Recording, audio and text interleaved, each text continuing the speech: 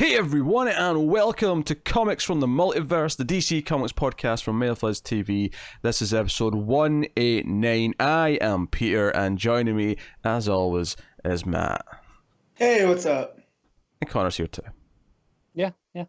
I'm still here. Not getting rid of me. So, this is a comics podcast, talk about DC Comics every week, and coming up on this week's show, we'll be discussing Batman 86, the start of James Tynion IV's run. Although he did say on Twitter this week that he gave us permission to say Tynion if I felt like it, but I'm so used to saying Tynion at this point, I don't think I'm going back. But now you won't feel too bad if you accidentally mess up. Yes, no, exactly. which also tells me that the friendliness of that and the response of it means that he's pretty aware, which is real cool. Like, that's real cool. So we also have... well, actually, I didn't put these in the right order. Way to go. All right. You had one job. I'm just moving something down. Just bear with me. It's honestly, it's kind of a weird week for books, actually, because it's not... It is when I look at the books that I read, I'm like, this is weird. I don't know what to put second. Look, there's no clear order after the first one. Yeah, I think Batman is the only main DC book that I read that all of us read. This is weird. I think... this is very odd. Alright, so anyway, well, Supergirl 38 is next. There you go. And then Harley, Quinn, and Poison Ivy number 5. Then Batman, The Outsiders number 9. Hawkman 20. Young Justice 12. And then we get 2 Black Label books this week. 2 Hill House books, in fact. We get Daphne, Byrne issue 1 and the Dollhouse family number 3. Yeah, it's a weird week. It was a weird list of books, actually, because like all the books after Batman are the sort of books that typically go in the middle. Yeah, there wasn't any... No Superman book. I mean, you can count Supergirl, but not like, you know what I mean? Yeah, but no Superman, no Flash, no Justice League. Right. You know, we're obviously not going to do Wonder Woman anyway, but, something like that. There's nothing else in the top tier, as it were. But hey-ho, that's the thing. We got some news as well. We'll have some small talk, of course. And hopefully some of you checked out previously in the Multiverse, which started this past Wednesday. You guys are madmen. Hey, Maniacs. It's fun. It'll be better. It'll be more fun next time when the first issue of Flash isn't 80 pages. That'll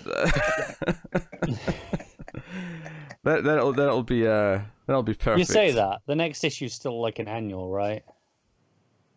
It's an annual, but that's like 40 to 50 pages versus 80. That's still an improvement. It's better, yeah. And Birds of Prey was like a 60-page book going to a regular 20-something page book. So that'll feel nice. Yeah. So. Yeah, usual week, more or less. I mean, odd list of books, but, normal week. Things to be excited about. 2020's, off this start. We got some exciting news. Matt, you had an interesting week. Anything you'd like to share with the people? Not particularly. It was a very long week. It was the first week students are back at school. So... yeah, this felt like 2 weeks put into 1 week. Yes, I'm trying to think. Nothing except last week I had did I tell you guys about what happened with the pigeon that kept getting into the building? Did you shoot it? It was like a no. That's what we do at work.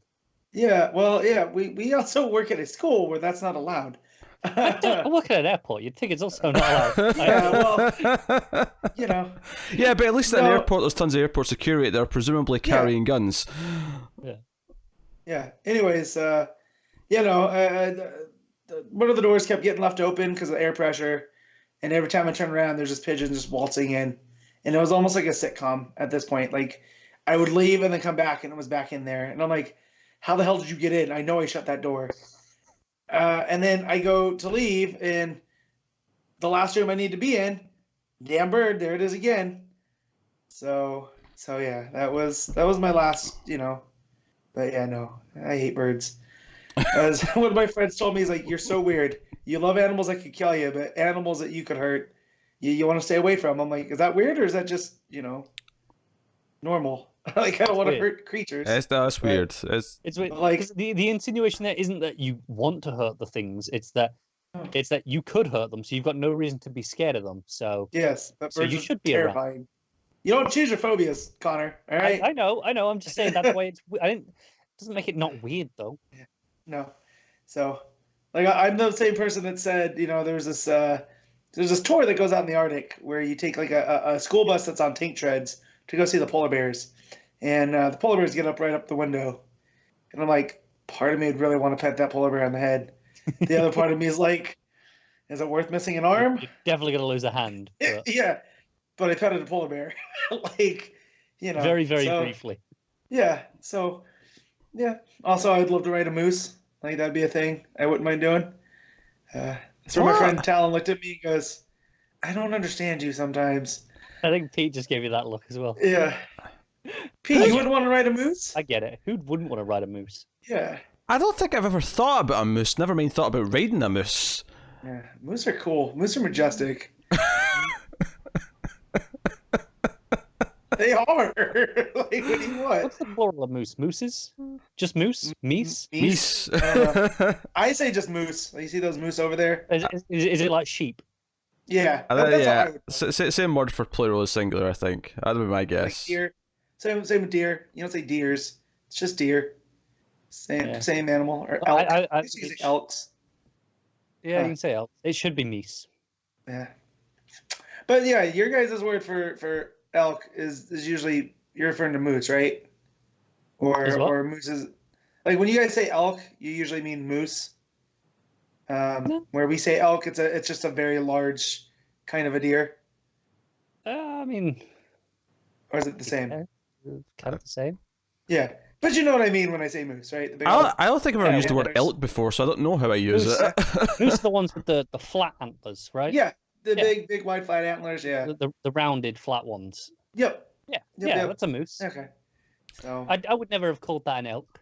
Well, because there is the great elk that roamed. I want to say the British Isles in Europe. That was massive, but it was a moose. It wasn't an elk. Is this like a proof of concept for Tim White on Screams After Midnight into an owl show? Is just we're going to spend 10 minutes talking about feckin' moose? It's not just moose; it's wildlife. It's a soft spot in me. I love polar bears, to be fair. Yeah, so do polar bears. Love polar bears. Pigeons suck. Don't get me started on them. A feeding for the polar bears. Yeah, I wouldn't do that to a majestic polar bear. They deserve much better. Oh, they deserve prime rib, do they? Yeah, well, or seal, whatever they get their hands on. I'm sure they deserve some prime rib. All right. Well, I should probably ask Connor at Equalness like how his week was, but I'm scared to start another strand of that conversation. I promise I will not talk about moose. All right, in that case, Connor, how was your week? Yeah, it was all right. Well, it wasn't too bad this week. It was pretty light. I watched a shitload of movies. Yeah, you did. I was worried that you've been replaced by Pete. I've been watching a terrifying amount of movies. I've been trying to just see how many I could get watched. I'm on it's like the 11th now, and I'm on like 17 or 18 movies for the year. That's pretty. I actually did watch a decent amount of movies this week. Almost all of them for review purposes. Because Criterion are doing a sci-fi 70s month, so we're doing extra stuff on the Ace to accommodate all these sci-fi 70s movies that are only there for 1 month, then they're leaving. So that's the thing. So I've watched one movie. There's a timer on it. But hey, I saw 2 excellent movies in theaters this week. Yeah. So did I. So that's good. Yeah. So Jojo Rabbit being one of them, and 1917 being the other one. Both well worth seeing if you have a chance. I'm hoping to get to 1917 sometime next week. I saw Jojo Rabbit and Knives Out. Oh, Knives Out's pretty good though, right? Yeah, they're both great. Yeah. I saw them back to back. That was a great day. So Johnson said that he is working on a follow-up with Benoit Blanc. Yes, the Knives Out cinematic universe. I'm okay if Blanc becomes the American equivalent of James Bond in terms of the franchise. Yeah. Where just keep it going forever. Is that just because Daniel Craig plays it? No. No, because keep it going forever. Just recast. Just keep it going. Well, I mean, or you could have said Hercule Poirot too. I could have, because that's who he's clearly based on. Yeah, he's got the accent. He's. I mean, obviously he's doing this American accent, but bizarrely, when he was doing this thick Southern accent, all I could think was Poirot. Even though obviously that's whatever accent, French or whatever. Absolutely, but I meant more in terms of the cultural continuing of just there's always films, whereas Poirot comes and goes. There are waves, whereas Bond has been a constant. I mean, yeah, but unfortunately, I think Rian Johnson would have to franchise this off and not be on every one because I know he has other things he wants to work on. And that's okay. So, I think he can do a couple first, get the ball rolling, and then go, take it away, guys. It's a lot like where Pete believed about Nolan and Bond. I don't want Nolan wasting time on a Bond. You know what I mean? Damn right. I do. I know you do. Wasting time indeed. No, we're getting Tenet instead, and that's which looks so good. Yeah, so yeah, I'm in for it. Proper Nolan, really good. Not crappy Dunkirk Nolan. Proper Nolan. He's back, baby. Which I will say this about 1917. I read an article where it was like they wish Sam Mendes didn't make movies that were indebted to Nolan, and I'm like, why? You realize that Dunkirk has nothing to do with World War I, and vice versa. Like, and this movie has heart and a soul, and I was invested in the characters. I'm already way more into this than Dunkirk, and I have not seen anything more than a trailer.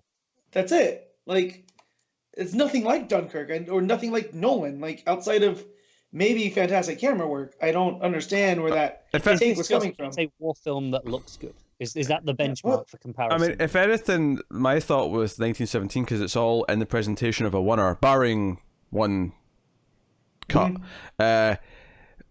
Basically, a character gets knocked out. It actually justifies it in the movie, like why technically the camera should go dark and time should pass. But anyway, I basically thought to myself when I heard he was doing that, I was like, so you saw Birdman and thought that's impressive, but what's more impressive is doing that entirely in World War I, going through trenches and explosions and gunshots and all sorts. Certain camera moves that someone that went through film school, I go, how the hell did they manage that? Like, that is that's some like theater level choreography at play here. Some of the behind the scenes stuff that they put out. No.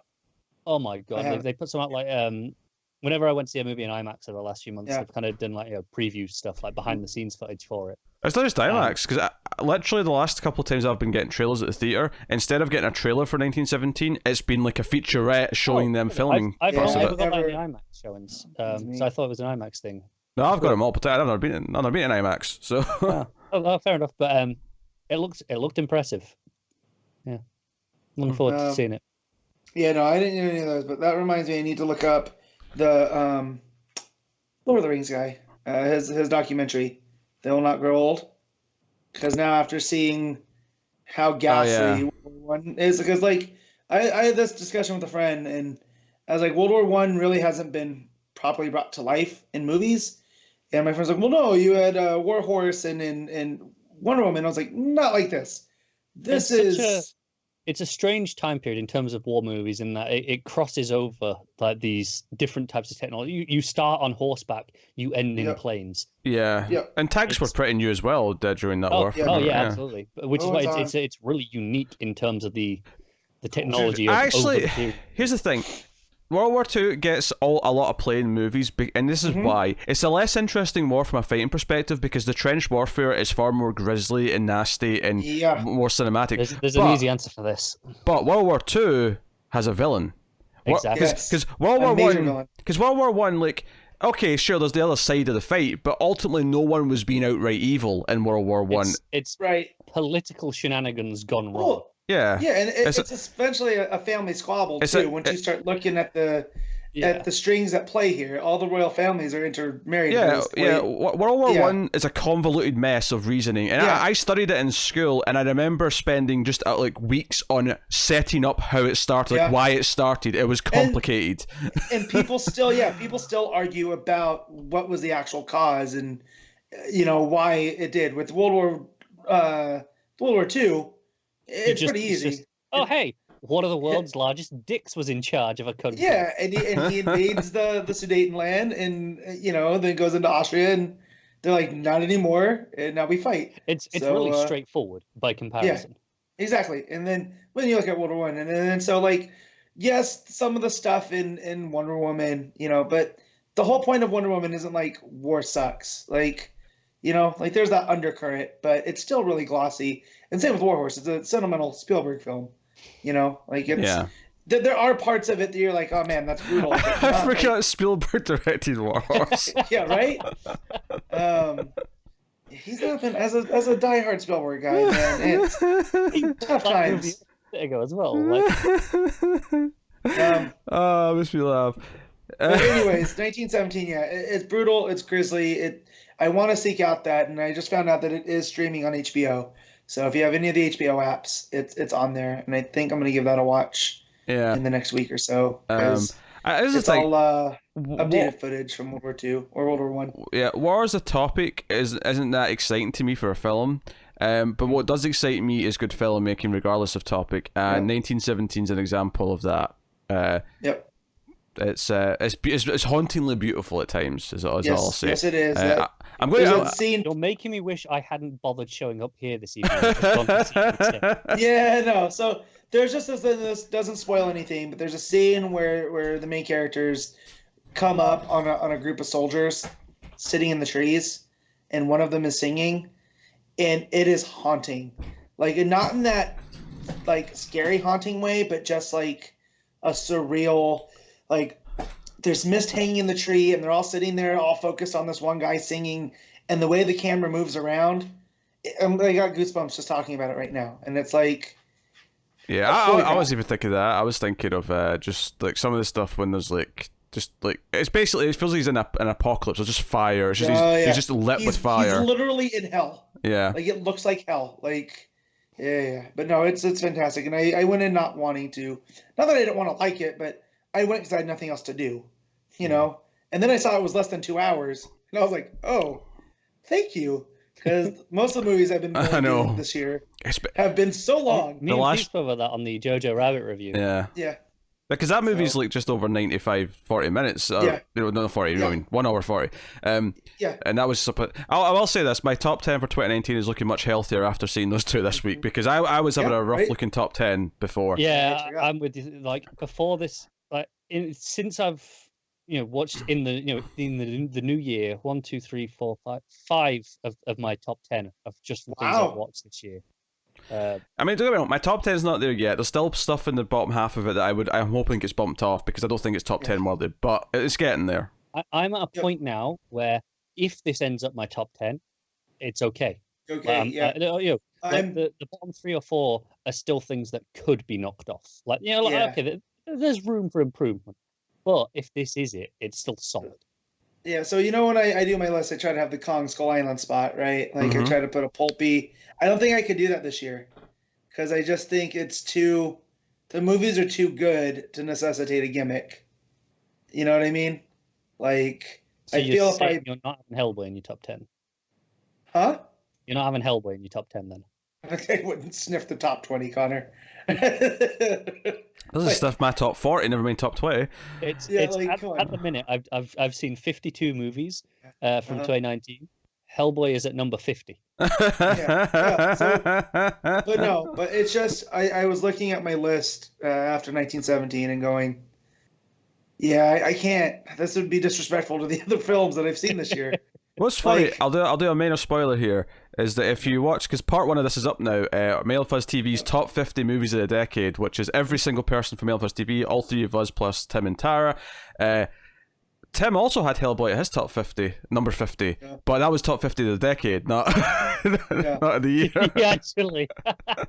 Yeah, of course he did. I watched the opening of that because Pete was talking about how he was editing this all together, cutting around the opening. So I actually watched the intro just to see how it worked. Yeah. And I didn't actually watch anyone's entries, so I never got as far as seeing Tim's 50. Otherwise, that would have cracked me up. But you got to the guesses, right? Because that was the part that really took a lot of editing. I think everyone guessed the same thing for me. No. Everyone but Tim, because it was Matt and Tara like debating with themselves over and over, like, should it be the Last Jedi? Should it be the Last Jedi? And then I come in deadpan and just say Last Jedi without any like thinking about it, and then it just cuts to Tim at the end of that section going, Baby Driver, and then it cuts to the next. Right. I forgot how much Connor loved that Baby Driver. Hey, look, they're both on the list. Yes, of course. I don't doubt that. Yeah, well, I've heard most of your list so far, but I still doubt anybody guessed mine. So yeah. And it was originally going to be 5 parts with 10 entries per person each. It is now a 10-part series with 5 entries per person each to keep it a reasonable length and to keep them coming. Yes, and I saw that when it uploaded to my YouTube. Yes, I was like, oh, okay, this is actually much smarter. With the first one still an hour long. Yeah. Yeah. Well, yeah, but you have 5 people doing 5 movies. That's what's gonna happen. That's Like, 25. But plus, there's an extra like 10 to 15 minutes of the intro stuff in the first part that won't be in the rest. So yeah. it should be about 40 minutes or Anyway, so for the rest of them. Yeah. So I gotta start seeing some movies. I'm gonna have to hit up the Red Box because there's a couple, which I'll consult with Connor after we're done to see if they're worth my time or not. That I know that he's seen. Yeah. Just to swing us back on topic. Yes. How good does that new Birds of Prey trailer look? Oh my god! Thank you. I don't know. I've not seen it. It genuinely looks like, okay, I'm in for this movie. Pete is gonna be so mad at it. I got gleeful. Okay, so I'm not the type that gets on my phone in the theater, like even during the trailers, right?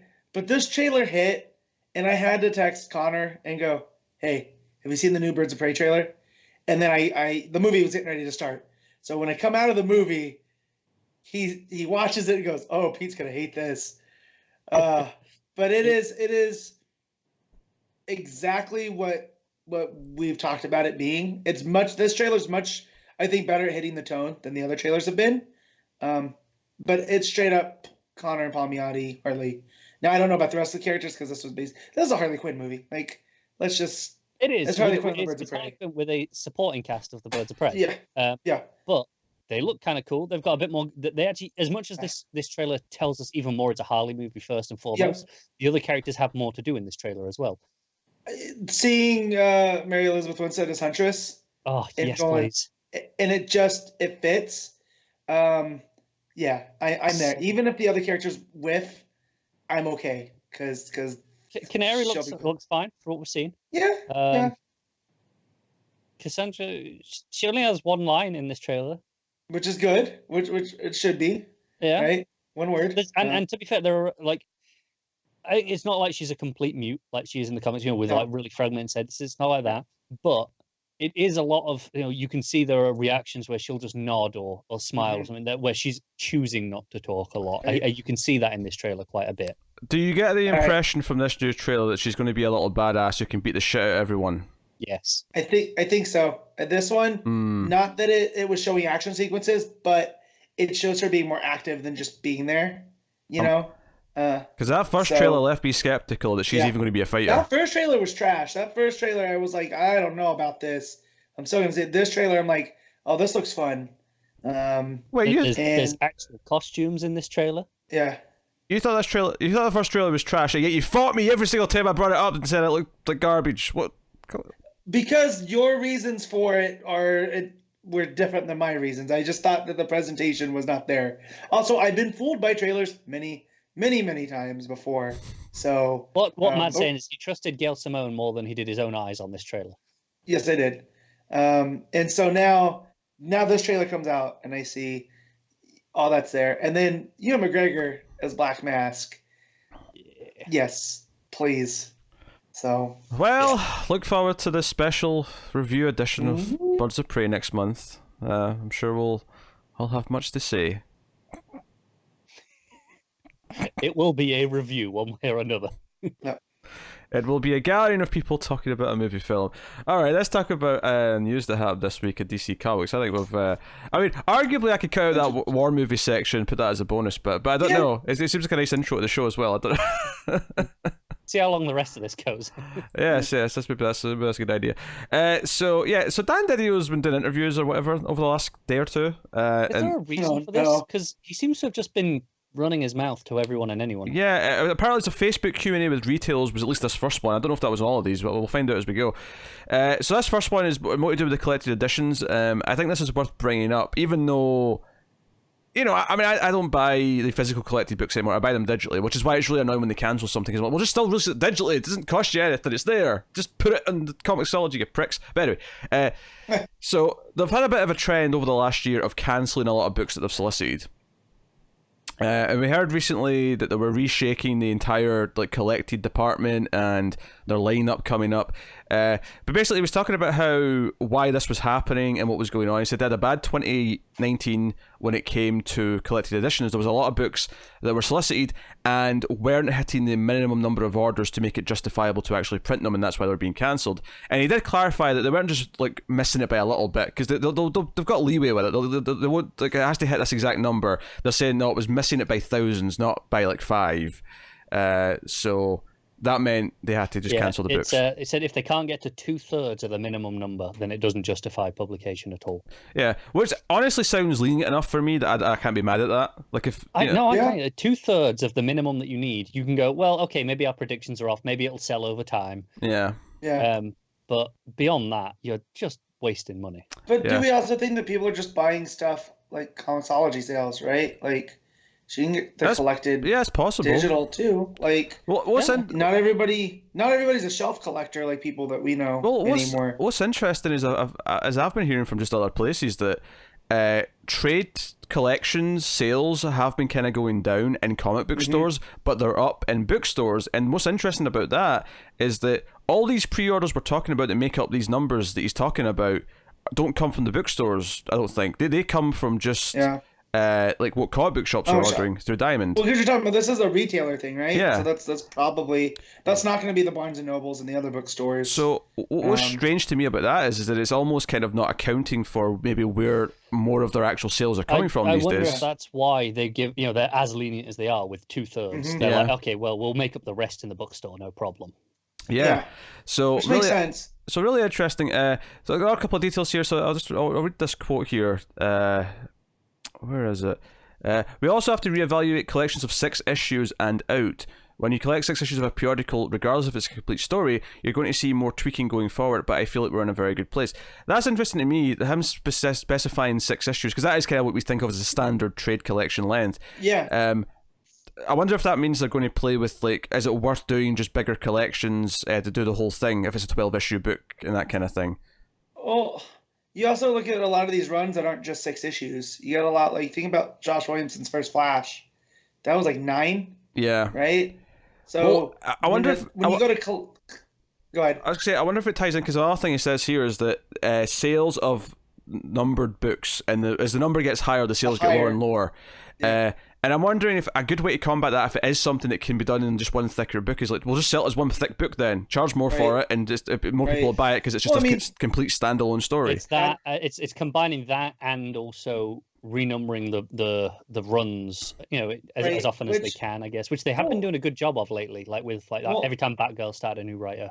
Yeah. Well, this is the thing here though. It mentions that Aquaman by DeConnick and a couple of others recently, the trades aren't numbered. It's just Aquaman : whatever. They're dropping the numbers altogether. They're dropping the numbers, Which kind of sucks if you're trying to go and read, because I ran into this problem with Kelley Sue's Captain Marvel, right? Is that there's 2 volume 1s and 2 volume 2s, and if you don't know where to start, if you want to start at the very beginning, you have to do a little extra. Like, you can't just show up at the shop and go. My quick math on that is that if she's got short hair, that's the first one. The long hair is the second one. Right, but still, if you're just looking at the spines of the books and you see Captain Marvel Volume 1 by Kelley Sue. I've talked about this with Jeff Johns' Green Lantern. That was the first ever one that I decided to read the whole thing sequentially after reading a lot of standalone collections and stuff. And I remembered having to do research and looking up what issues are in each book and putting them in order myself because they weren't numbered in any way. And while that obviously sounds like a pain to go back to, unfortunately if it does actually help sell copies of the books, it might be a necessary evil. I think it's one of those where there's got to be a better middle ground than this, because I think that's a terrible system long term. It's fine, like, okay, as the books come out you just pick up the next one and you just know what it is, but 10 years down the line it's a book you missed you missed when it came out and you want to go back and read it. It's a shame because for preference sake, I actually prefer having things numbered. I love when things go up to like volume 15. It feels great to have all that on a shelf. And what's going on? People swapped. Why did you swap? Damn you, Skype! Damn you! That Skype's acting up today. What the hell is this shit, Skype? Anyway, I was saying, as I fix these, like... Bye, Connor. That's Hi, Connor. Connor. So as I was saying, like I love seeing things go up to high numbers because I love getting the feeling that I've done all that collecting. And I think a lot of comic book fans do like that. Unfortunately, all the new people that you want to try and bring into the medium don't get intimidated by that and don't want to buy anymore. I think we'll talk about this more, because me and Pete had a bit of a conversation yesterday in regards to that's coming up. Yeah, we got another one. Yeah. But I think it kind of applies here as well, in the sense that these high. I understand why someone doesn't want to jump in at a high number. I think it's a double-edged sword. I think if it's all one story, one writer, one run, then the high number makes sense. I think it's when you get to a high number and they, there's a new writer and they don't renumber them, which, to be fair, they've been doing a good job of lately. But in the last few years, before that, it was the case of. Oh yeah, for the record, because the conversation we're going to go into soon later on is about legacy numbering. We'll get to that when we get to it, but I do want to make it clear that I have never had a problem with them renumbering trade volumes when it's a new writer's run or anything like that. Like that's fine to me. That makes complete sense. The idea of just slapping a 1 on the new writer's run for the trade to make it really clear for anyone who goes into a bookstore, start here. I think that absolutely makes sense. I mean, if anything, the thicker collections that we're putting out, and it'll say Flash by Jeff Johns book 1. If anything, I think every like sort of superhero comic should do that, in the sense that because like you say, there's multiple volume 1s. Like, make it very clear. Okay, this is a starting point for this writer's run, as opposed to rather than just having Aquaman volume 1, and volume 1. And it's not clear. So like King's Batman, the first one was I am Batman, or was it? No, I am Gotham. I am Gotham, right. So instead of saying Batman, I am Gotham, and it'll have a number 1 on the spine, that should just be Batman by Tom King volume 1, I am Gotham. And then the first story is I am Gotham. And and what Pete's saying, if they're going to do the bigger books, then you do I am Gotham, I am Suicide. And then you have one of those big, thick. I understand why they don't want to go straight to the bigger books with the new releases, because they want to capitalize on not waiting too long between things coming out. If we had to wait, those stories were both 6 issues each. That's a year. Yeah, that's a year Batman. Yeah, but here's the thing about that, though, is that, I mean, not Marvel, because Marvel are actually really quick with their trades, so this argument would make sense to me. But with DC, they have such a gap between the last issue coming out to when the trade comes out, that honestly pushing it to just waiting for that issue 12, say, isn't actually that much of a delay. The problem is they wouldn't still be pushing them out as soon as the issue 12 hits. They'd still be staggering them the way they do, but it works in the bookstore market. Sure, but I mean, we're changing things here, so for the sake of argument, we're changing that too. To make it work. Yeah, but then they're losing quite drastically in the book market, the bookstore, which is why they do the way they do. So I think that would be the wrong move for them to make. I mean, it's frustrating. Obviously, no one likes to see trade collections get cancelled, especially when it's like, they've put out the first 3, like say Birds of Prey from the 90s, and then cancel it and don't do any more because they've not been selling high enough. It's especially frustrating when you read digitally and it's like, well, all those issues are there digitally, just bundle them together digitally for me so I can... It sucks. It does. I get why they can't... like they're saying, all right, if we can't even get 2/3 of what we need to, to make this profitable, we can't justify that. That's pretty fair. That's it. But it sucks all the same. That said, don't get me wrong, it is good that we're in a day and age now where there is at least a backup where the single issues are available digitally no matter what. Like, it doesn't matter what it is, if you want to read something, you can find it and read it some way. It's just not like there was a time when if it wasn't in print, you were screwed. Like, you just couldn't get it, and that was it. Yeah, well, and it's, what gets me though too is you have the stuff by Brubaker and Phillips, right, that they want you to buy it physically, so they add all those little extras, right? So then that's where the back issue market happens, where like I'm trying to track down Fatale, and it's very hard because I want to read those essays about noir and horror in the back. I can get the issues digitally if I just want to read the book or go pick up the trade at my shop, but I want those single issues, which is still kind of cool. The hunt's still there. I mean, there are ways to do it if they want, That's why I used to like buying trades, because you would get this backup. You get this extra material, sketch art from the artist, or I think My Identity Crisis has like the first issue, like the first script. Yeah. Or the script of the first issue. Villain does something similar where The back matter is included in the single issues, print or digital, but not in the trades.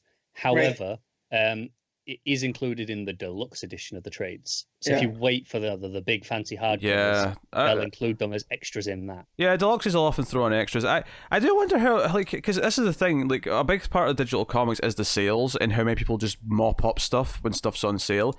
And a lot of and DC for the most part don't put their single issues in sale that much. It's usually the trades, and I do have to wonder at what point, like, just having more digital trades available, even if some of them aren't physically available, is actually beneficial, just to having a bigger pool of things to go on sale. Because I mean, that's when I buy most of my trades, is when they're on sale, and I will spend a silly amount of money during the Christmas sales because I'm like, hey, well, let's just buy a truckload of them. Do you know what, it's funny because obviously we're talking about this and the impact that digital's having, especially the sales, and like Pete started this by saying he doesn't buy print trades at all. Just pick them up in digital sales. Yeah. This past week has been the first week that I can remember in at least over a year that DC has not had a sale on Comicsology. That is true, yeah. And I do wonder, are they moving away? Because theirs is usually Tuesday to Tuesday. Just to add on to that, it's more than a year. I'm almost willing to guarantee you, barring maybe a few days if they had a sale that ended in a weird time because of, like, it was a Christmas sale or something like that they have not went a full week without a sale in like 4 or 5 years at least. Because ever since they had trades on Comicsology, because there was a time when it was exclusive to Amazon. Obviously, this was before Amazon bought Comicsology, because otherwise, why would they care? Because they always have, every Monday night, the exact same time, 11 Eastern, it changes to a new sale. That is every week. And I was shocked, because I checked on Monday night, because, I wonder what the new sale is, just in case there's anything interesting. And there was nothing there, and it was weird, because there's always a sale.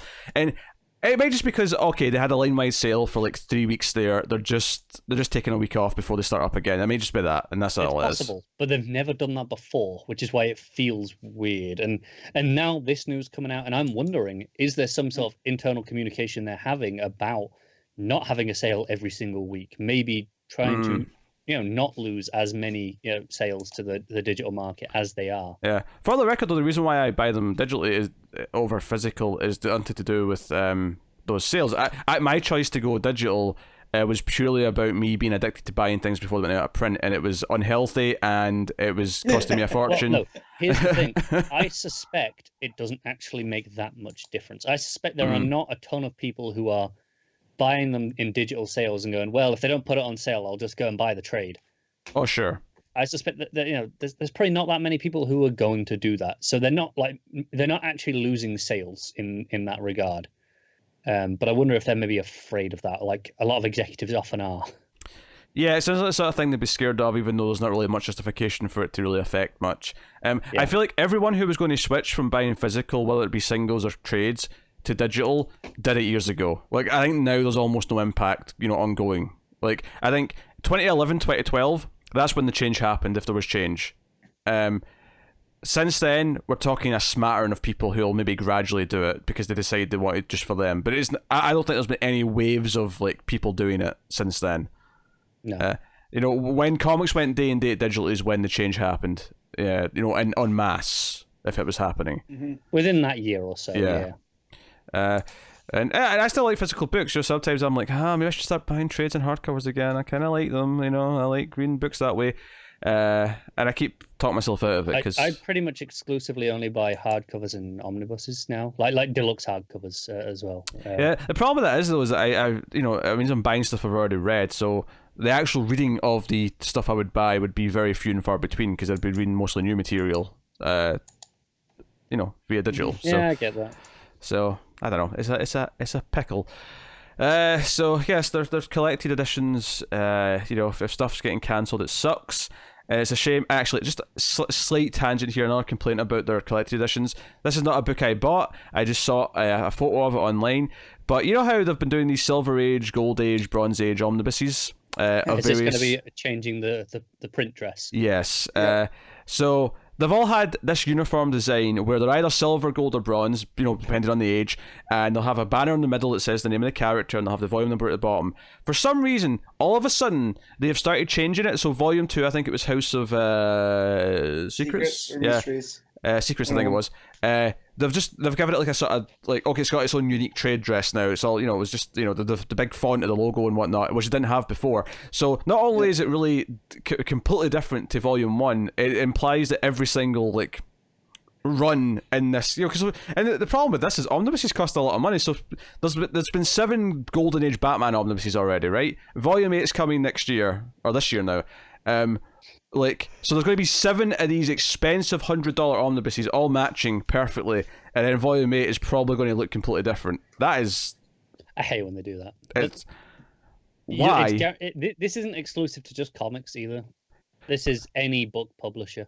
But why is this a thing? Like, okay, you're going to argue that numbering, I mean, admittedly, anyone who's buying Golden Age comics, like, numbers are going to scare them away. So that's first of all. But this isn't changing the number. It's still a volume number, whatever. This is just purely changing the design of the... All this is going to do is piss people off and please no one. No one is going to be happy about this. No one. No. It's one of those things where the idea is to make it appeal to new people, but no one's going to go see Golden Age Volume 8. Sign me up. Yeah. It's baffling to me. It really is. Anyway, so next bit of news, again, coming mainly from Didio. More books are going to be going to legacy numbering after Flash and Wonder Woman. He's not revealing which books are going to do it. I think we could probably make some guesses here, but you can expect to see more of it. And he does say that there is no plans for any time in the near future to put anything, like to do a new number 1 of Flash or Wonder Woman. Like, there's no plans right now in any way to revert back to like a renumbered title. And that's to say it won't happen eventually, because it probably will, but I'd like to think it wouldn't, because I like the legacy numbering, but I mean, hey ho. So if I was to make a guess here, I would say Batman and Superman are the 2 obvious ones to go to the legacy numbering, because they're the 2 longest running solo character books outside of Action and Detective. And it just makes sense. Yeah. That kind of obsessed me with them starting over with Bendis. They went back to number 1. Frustrating as hell. We're talking Thor status now. You know what I mean? Oh, it's not quite that bad, but I mean, yeah, it's... No, but at this point, between Rebirth and then Bendis, and yeah. It is what it is. You know, I like the legacy numbering. I think it, you know, makes you feel like it's got some prestige to it, because it feels like you can feel all the years that the book's been around in the number. To me, part of getting into comics is just kind of learning that jumping on points are these random numbers. You just have to, you know, ask where to find them or whatever. Personally, I think it's a terrible idea. I think, you know, having the legacy number, like the way Marvel do on a separate box, is kind of fine, you know, underneath. Don't cook the numbers to get there, but the concept of that, I'm okay with. But I don't think it helps. I don't think it helps anyone. Pete's saying he likes it because it's nice. You know, I'm not saying it helps anything. I'm not trying to say that this helps book sales. I just like it. No. I get that there are people who like this, but the key thing for me is there is no one who already reads comics that, you know, maybe they like, you know, Wonder Woman already. They're off and on depending on the run. They see a new, they see, oh, we're back in the legacy numbers. Oh, I'm going to jump on because we're in high numbers. No one's doing that. No one is doing that. However, there's an argument though that some completists are motivated to buy through a bad run because the numberings, then they've got all the numbers up until that point. Then I mean, who does that? I will give you that, but I think that's a relatively small percentage overall of the community. I think the problem is the opposite is true, in that, you know, someone who is new to comic, you know, Pete, I know you said, oh, you know, to you, part of the fun was diving in and figuring it out. There are undoubtedly lots of people who are terrified of that and don't want that fun, as you put it. And you know, if they go into a comic shop, or on, you know, they go on Comixology and see this week's releases, and they see Wonder Woman 768, and let's just say, you know, I've just made that at random. Let's say that's, you know, the start of the next run. If you were reading 767, wishful thinking that Orlando's done in 18 issues, but all right. I know. Random numbering here, but look, just, you know, hypothetically, Pete was let's assume he was reading Orlando's run for whatever reason. He got to 767, 768, new writer. He carries on reading, assuming he likes the writer. Nothing changes. Someone who, you know, is relatively new to comics, doesn't keep up with all the news in the same way we do, just goes on, you know, clicks on Comixology, clicks new releases, sees, you know, Wonder Woman 768, doesn't realize it's a new writer.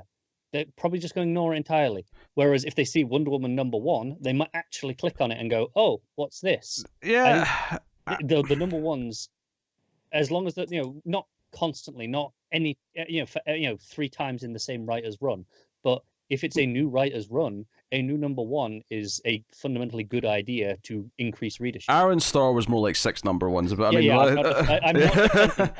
No, don't get me wrong. Oh, but you're also adding miniseries into that too. So Don't get me wrong. Hey, that Thor that went to issue 8 was not meant to be a miniseries. That was just the ongoing that ended after 8 issues. Anyway, I'm not counting that one. I'm talking that's the worst. Unworthy Thor. I'm talking about Thors. I'm talking 10th Realm. That's 3 right there. Right. So right now, don't get me wrong. The logic here is fine. I get the logic, and I don't necessarily mind as long as the runs are long enough. Going back to #1 for a new writer, I understand the neatness of that. Yeah. I understand that. But there is something special to me about the high numbers. It's kind of like the prestige of like feeling all that time, and I think, okay, sure, like it might be daunting to someone new, like where do I start? But that's what asking people online, or like either online or in a comic shop or whatever's for. It has a little bit of a barrier, but I feel like if you actually care about getting into comics, you care about these characters. Because the way I get into comics is I started off by reading standalone things, and then after enough of that, I went, I kind of want to get into the nitty gritty. I kind of want to get into the real meat of the comic industry, and I went and dove into some research to figure it out. And don't get me wrong, I'm not saying that that's ideal, that people should have to do any kind of research, but at the same time, I don't think it's really that weird when comics have been going for the decades that they have, and for such a long time they didn't renumber books. It was just, no, a new run starts at 520, or a new run starts at whatever, and it was fine. And comics arguably were a bigger industry when that was the case. Whereas there is this obsession these days of going back to #1 to bump the numbers, because it does always come with a little bump because it's an issue 1. Well, but, yeah, okay. So... But the more they do that, the more the issue 1s become meaningless, because the less valuable are because there's more issue 1s. Well, okay, so this is the thing. I think doing it as an issue 1 for the speculator bump is a terrible idea. You shouldn't. I'm not defending them doing it for that, which is, let's be honest, what some of Aaron Starr's #1s were for. Oh, they are. Absolutely are. Well, I'm saying, the people who are, like, the people who aren't going into comic shops, they want to read digitally. They're new to comics, completely new.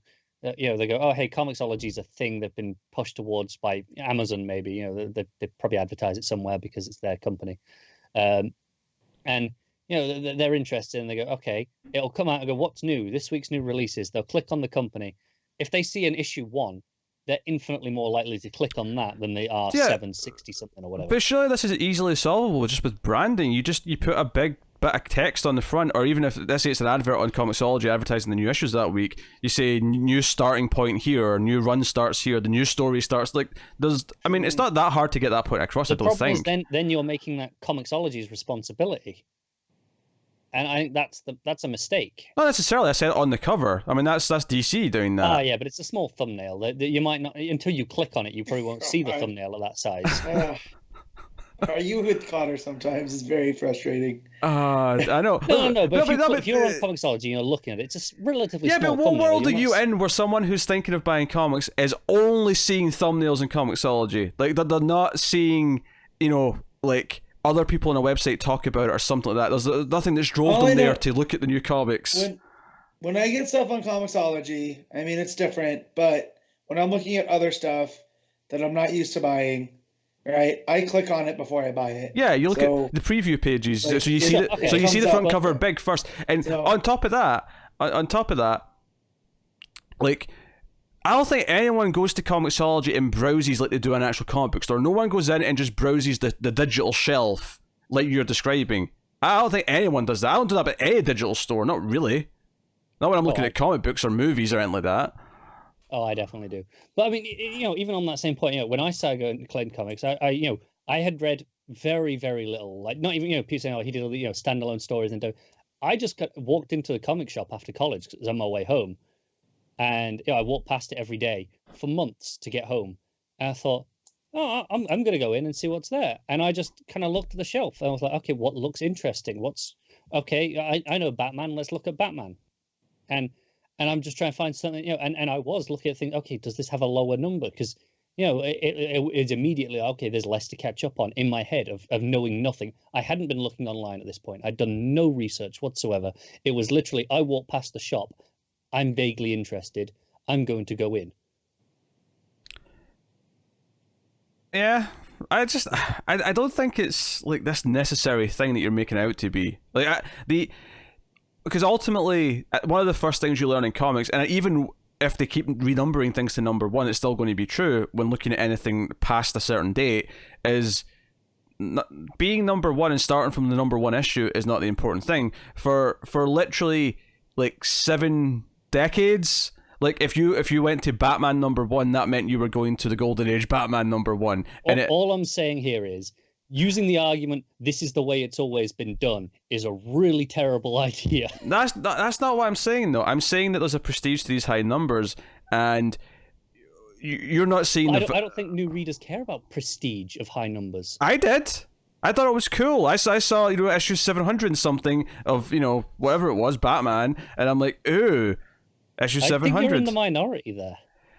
Maybe I am, but I see value in that. I get why. Well, maybe that's what maybe the value there is having 700, in the legacy numbering underneath. Have both. Yeah, all I know is that when I started reading comics, it was a lot like Connor. There was one across from my college, so we didn't have a comic shop close to me, but I kept up through like reading Wizard and whatnot. So like I knew who Jeff Johns was, I knew who Jeff Loeb was. So I went in and found Teen Titans number 16, right? Wasn't the start of anything. It was just the new issue, and that's where I started. Like, they didn't have number one, but that was cool. I had this, and I was able to work my way backwards, right? Same with Batman Superman. I started, I think it's number 8 where Carey comes down the first time, and whatnot. The Michael Turner stuff. That was the start of an arc. 7 or 8, yeah. Huh? So that sounds right. Yeah. Start a second trade. So the numbers didn't bother me too much if I wanted to buy it that much. Like there's that saying that every comic is somebody's first comic. Yeah. I don't think a lot of people are as picky as we are now. You know what I mean? Because we're so used to what that is, and I think we project that onto others. Yeah, I mean, I saw some of this. I think Connor's just an odd case where he is that particular about where he's going to start. Yeah. And whatnot. Because I think, because I'm pretty OCD when it comes to this stuff, and I'm using that loosely. I'm not actually diagnosed with OCD. See, that's why I said picky. Yeah. Because I'm in 2020, I'm trying not to, overgeneralize. Yeah. Right. But what I mean is that, I'm someone who does care about numbers and starting from the start and things like that. And one of the first things I had to learn with comic books is that that's a fool's errand, and there's no point in doing it. It doesn't work that way in comic books, and you shouldn't try. Yeah. And like I'm someone who I actively keep track of the legacy numbers for a lot of the books I read. I mean, I don't have it open right now, but I could tell you what issue, like Aquaman passed 300 recently. Supergirl's almost at 300. I'm not surprised. Batgirl's in the early 300s as well. A lot of those, I guess you call them B tier books. The A tier being Batman, Superman, Flash, Wonder Woman. A lot of the B tier books are in the 300s right now, and that's kind of cool. Although Legion of Superheroes is much higher. There's been a lot of Legion comics, surprisingly. The 50s and 60s, there was a lot of, and then you had all the spinoffs too. So if you're counting those, Legionnaires and. You're telling me sci-fi was popular in the 50s, Matt? All right, yeah. So 50s, 60s, and then you had the 80s resurgence of the Legion, and then through the 90s you had Legionnaires, and there's up until recently there was always some kind of Legion book. So yeah. Up until like halfway through the New 52, I think. Yeah, right. That's what I said. Up until recently. So yeah. I just got an email, right, saying from Nvidia saying you've been rewarded a thing, right? I'm like, oh, what's this? Have I won a prize? What's this? It's a skin for Quake Champions. Piss off, Nvidia. What? First of all, I don't play that game. First and foremost. How dare you? Also, number 1, how dare you? Number 2, how dare you? They got me. I was like, oh, if I won a graphics card or something. This could be exciting. And bastards. Anyways, what other news we got? Now that we talked about this for way too long. Yeah. Legacy number for life, all right? That's all I'm saying. I love it. I love those numbers going up. This is why I say both. Everyone's happy. I don't mind both. Marvel system's fine, except for the fact that they've made up a lot of the numbers. But yeah. But I think the fact that every time DC has switched, like when we're doing Flash, Wonder Oh Woman, yeah, it tracks. it tracks, Yeah. right? Whereas Marvel's don't. So I would be fine having 750 if you want to have that anniversary one where you're marking the change, do it, and then do 76 or whatever the next one would have. I can't remember what it was actually going to be, but 86 or something, 87. But then put 751 underneath. Yeah. That's fine. Yeah, I mean that's whatever. But anyway, and I can confirm that Flash and Wonder Woman are both hitting 750 at the right time. It matches the numbers I had. Not that I'm the authority. Right, we get I it. was gonna say, We get it. Matt, your mic's going. Peter, I can confirm Yes. they did not cut the books. I am the true one person who can authoritatively say, yes, this is correct. I'm not saying I'm the authority. I'm just saying I have done the math, and it matches up with my numbers, so I can confirm. If anything, DC should be giving me a consulting fee. So A consulting fee when they didn't want to ask you. This is definitely 750. You're quite right, Diddy. Good job. All right, next bit of news. Again, Didio is at it. He's basically just promising that Black Label books will not be solicited until they actually have them ready to go. AKA the Kevin Smith method. They don't want them to be delayed, basically, because there's been a lot of delays recently, and they're going to try and deal with that. And we've been saying this for ages. I mean, not just with Black Label books, but with Shazam, where they kept soliciting new issues. It's like, you've not even released the one that's been delayed for 3 months yet. Stop it. Yeah, I get if you have one delay in an ongoing book like Shazam, sure, solicit the next one. You might get back on schedule with a different artist somewhere. But when it's that bad, just stop. Right, take a moment to reevaluate. Well, see, I remember it being big news when Kevin Smith came back to write comics, right? And I forget what it was that never finished, but when he was doing his new one, I think it was Didi was like, we have them all in. We have all the scripts, so we can announce it. Because his Green Arrow was terribly delayed. Yeah, so I can't remember if it was Batman Widening Gyre that this was Might be, yeah. Yeah, but I always cracked me up. Was like, we can announce it because we have all the scripts in. And hell, I mean, John's basically said in the last week or two, right, that they wanted to hold back and start Doomsday releasing it later, but DC were determined to start putting it out. So just imagine if they'd waited a year until November 2018 and we'd just got it one per month. Yeah, we spoke about this the day it came out, actually, because Johns was talking about it then. He wanted 5 months later. He wanted to start in like May or April or whatever. And it still had some delays if it started then, but it wouldn't have been as spread out as it ended up being. No, no, that's quite funny. Yeah, John's throwing them under the bus. Because if it started in May, it'd have been monthly for most of that year, and then it'd been double shipping this month. I'd say, give or take. Yeah. Yeah. So, hey ho. So he talks about we've had all these delays on Superman Year One, Batman Last Night on Earth, Azarella's Birds of Prey, and the Joker Harley Criminal Sanity. I think it's interesting that a lot of these delays haven't been that bad. Like Last Night on Earth, the 3rd issue was delayed like a couple of weeks. Yeah, right? But they doubled the size of it too, right? Like, it's really extra, understandable. Yeah, Birds of Prey is probably the most egregious one. Yeah, well, and again, Criminal Sanity was okay. It knocked off a few weeks, and they changed it to bi-monthly. Yeah, but I just feel like the Birds of Prey one though is there's something more going on. It's not just the art or the honestly, I think that's more the fact that they changed it from single issues to essentially a graphic novel. OGN, but it was meant to be an ongoing first, so I do sense some creative difference issues there. Yeah, well, to a point, but I think a lot of the last delay I think is down to this isn't all going to be done in time because they'd have had a bit of lead time anyway. Don't get me wrong, but they're now squeezing 5 issues into one release day. So I get why there's a delay there. Thanks for that, DC. yeah.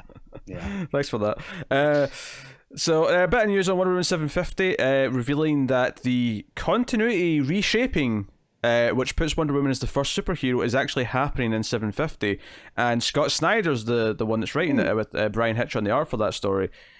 So we've heard about this kind of being put in place for 5G, and this is kind of where it's happening essentially. What I think's interesting about this ties into something else I saw Diddy was saying in an interview this week. I don't have it up, but he basically was saying He didn't specify what he was talking about. He just said that in terms of like what's coming from us soon, there's a lot of half-truths and misinformation out there. I think I can guess who he's calling out there. Yeah, but I mean, I think it's not a leap to suggest that this is about 5G that he's saying this about. Yeah. There's some truth to this. There's definitely 5G happening. I mean, it was mentioned in Doomsday Clock, so obviously it is, but Right. clearly what's been said about it isn't completely accurate. But Yeah. But what I also love about this is that we know it's going to change in 5 years, right? Because that's comics. Yeah. So we'll be back to, Superman being the first, or we'll throw the Justice Society there and whatnot. So it's okay. It's interesting because I don't know if you guys read it, but on the website that we do not like to name, Yeah, I don't did like to go there either. they did a big, massive post on, all the gossip, the stuff that they've heard about the timeline 5G, death metal, which is the new Snyder event allegedly. Oh, Metal 2 is now death metal. Okay. Yeah, I'm okay with that name, to be honest. Me too. I kind of love it. Yeah, so, it's one of those things where it's too on the nose, but you're like, God damn, it fits. Yeah. And they posted like a lot of rumors, and then then apparently they got reached out to, and okay, some clarifications happened, and some of it was interesting. Like, don't get me wrong, and I had a read of it because there was a lot. Grain of salt, because it is from a source that's been up and down. But they were talking about things that we've heard about before from them in general. That we'd heard that they were going to do this Convergent style event in the spring, where they were going to do like a 2-month. Never say Convergent style. Never say that.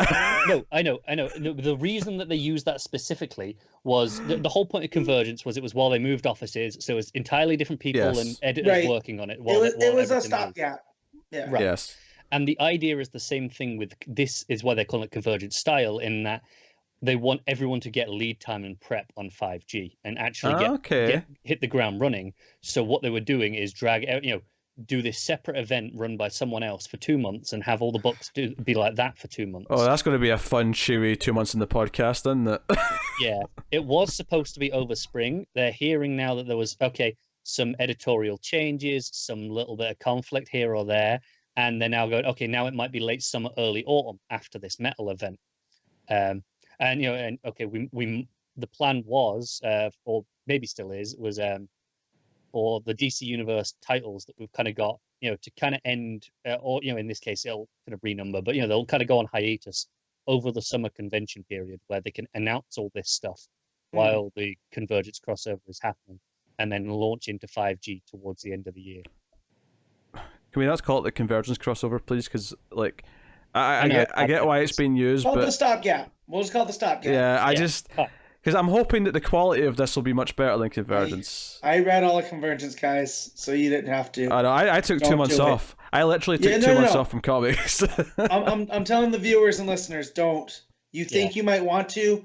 The Convergence minis, if there's a character or a creative that you want to check those out.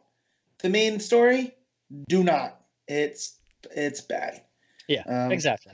Although it kind of gave way to the metaverse before we even thought about that being where it all happened, but it also all didn't happen. Like they were having their cake and eating it too. Yeah, kind of.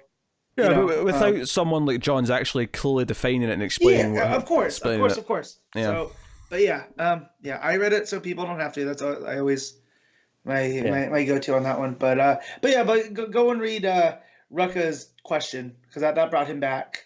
Right, there's 2 issues there, and the Shazam one's fun. Yeah. By what's his name? Jeff Parker. Right? Yeah. Oh man, Jeff Parker needs to be back at DC doing something soon. And then we had the Dan Jurgens Superman that gave us John. Yeah. So let's just look at this though. This potential year map we've got, whether it's in spring or ends up being later in the year. After, and if this is like late summer, early autumn, and it's after this metal event, event has to be like either short or double shipping, right? Well, apparently, again, according to these rumors, those sources, yes, the editorial actually wanted Capullo and Snyder to set up and do a lot of referencing to 5G in their event, and they were resisting pretty hard and wanted to just do their final thing together. Right. And let them. By the sounds of it, they've won, which is why this event has been pushed back as much as it has. Apparently, that is part of the reason. Normally I would be like, we'll just play ball, but here it's like, well, no, this is the culmination of their stuff, like that started at Rebirth, and then you could even say they just finished their Batman, right? Yeah. And this is and, kind of their stamp on the ending of the DC universe, so to speak. right, so just let them do that. Let them, pocket universe it or whatever you have to do, So Yeah. Yeah. I'm intrigued by all this, though. It is kind of nice to have something big and exciting happening, even if I'm scared about parts of it being sucky. Like, I'm excited about the idea of, okay, there's an event, there's going to be like this grace period where we do something different before our launch of all these things. That does sound exciting from a podcast perspective of having stuff to talk about, right? It sounds like we're going to have a lot to really sink our teeth into, which is great. It makes me nervous because I don't like change. Oh, yeah. So, it's... Yeah, I mean, I like parts of what I'm hearing. I'm not necessarily super excited about Snyder and Capullo's thing, just because, Metal was mostly fun. I think, like a lot of Snyder stuff, it sagged in the middle for me where it got too exposition-y, but there was a lot of fun stuff in there. we got the chords D and C, and then him turning that into the na Batman, and that ended up being the key. I'll be honest, my favorite thing was in the first issue. It was the Megazord. Yeah. Megazord. Yeah. But it was a blast. Like, no, it wasn't Yeah. anything deep or spectacular, but it was fun, and sometimes that's okay for a big blockbuster summer event. And it got me blocked by someone on Twitter, and that was great. Actually, that's I think the biggest problem with his Justice League is that it's just trying to be metal for 30, 40 issues as opposed to being an ongoing properly. The fact, though, that the code word for this is death metal as of right now, or the working title, again... Should have been new metal. No, nothing should be new metal. That's the third one in about 5 years' time. Yeah, it's really, really bad. That's what the writer who must not be named is working on. Some new metal's all right. Yeah, but not all of it. That was the genre. Sadly, that was my era in my early teens, so I have a fondness for a lot of new metal of that era. I will still take Linkin Park any day right now. Yeah, but Linkin Park, they rose above the genre, right? They are the archetype of new metal. Matt looks like a Papa Roach fan. Are you a Papa Roach fan, Matt? I like them. That first album, Infest, is pretty great. I like the first two albums. I didn't really listen to anything past that, but I like the first two. Yeah. But like... You're talking Korn, you're talking Limp Bizkit, I really liked the one Korn album, Untouchables by Korn, which was really different to everything else they did. I really liked. I don't know, but that's fine. I like maybe 3 Korn songs, and that's about it. Music's subjective and whatnot. Like at this point, I was listening to really bubblegum pop punk, right? So I can't. I'm not the just right here. Yeah, that was never my thing. Was the pop punk. But if we're talking metal genres, I will take metalcore. Right, where you're taking the hardcore speed, and tempos. I think I'd take new metal over over a lot of. I don't know how to classify some stuff. Like, what's Kill Switch Engage? That's metalcore. Yeah. Okay, I like metalcore too. Then sometimes. Yeah, that's Kill Switch is my bridge. Yeah. Every time I die. What else we got? Day to Remember gets there a little bit. They meld. Not really well. Yeah. We're not talking about music, damn it. No, but I'm just saying, like, if this was, I would be equally if they called it metalcore. Sure. Like, come on, like death metal though. Like, I can't not smile. Thinking that Snyder, I want to hug him for this. I wouldn't even be surprised if instead of actually putting metal in the title, they just picked something that's also a band. Like, I could see them calling it Iron Maiden and getting away with it because, okay, it's related to metal, but it's with the way that they're going with Kendra, she could be Hot Girl Iron Maiden. As long as there's a giant Eddie somewhere, I'm sold. An Eddie, yeah. Yeah. What if Eddie's the villain? Oh, yes, I need this now. Oh, jeez. Let's be real, though. They'd probably sue the shit out of DC, right? We can talk to Bruce Dickinson. He'll sort something out. I don't know. Dickinson's a nerd for World War II, right? Like, he loves that type of stuff. Like, yeah, there's an Iron Maiden comic going at the minute. No, I know, but you just pitch him like we're gonna have you guys fight the Justice Society, and I think he'd be okay. Yeah. So the only thing I worry, just to bring this back round, the only thing that's kind of worrying me about all these new things starting with 5G is that there's definitely some stuff that I don't want to end that soon. Like, I kind of don't want, like, Hauser just started on Supergirl, DeConnick's Aquaman. I want these things to keep, and they might actually still keep some of these runs going. But does this mean that we're almost guaranteed for Williamson's Flash run to end this summer? I'm okay with that. Well, it is early or late summer, depending on when this new stopgap bit is. So I mean, maybe that's something like Tynion, I assume, is still going to be on Batman, or is he? I don't know actually about that. Is he just is he a 1 year run? Just to fill in the gap. So little bit of peek ahead. This feels like his Hush, where he's like, "This is everything I wanted to do with Batman ever." Yeah, so he'll do it all in about 20 issues because it's double shipping, and then that'll be it. Yep. Yeah. And that'll be it, and then we'll jump to someone else, and he got his Batman story. Okay. As I would say in wrestling, he got his shit in. So, yeah.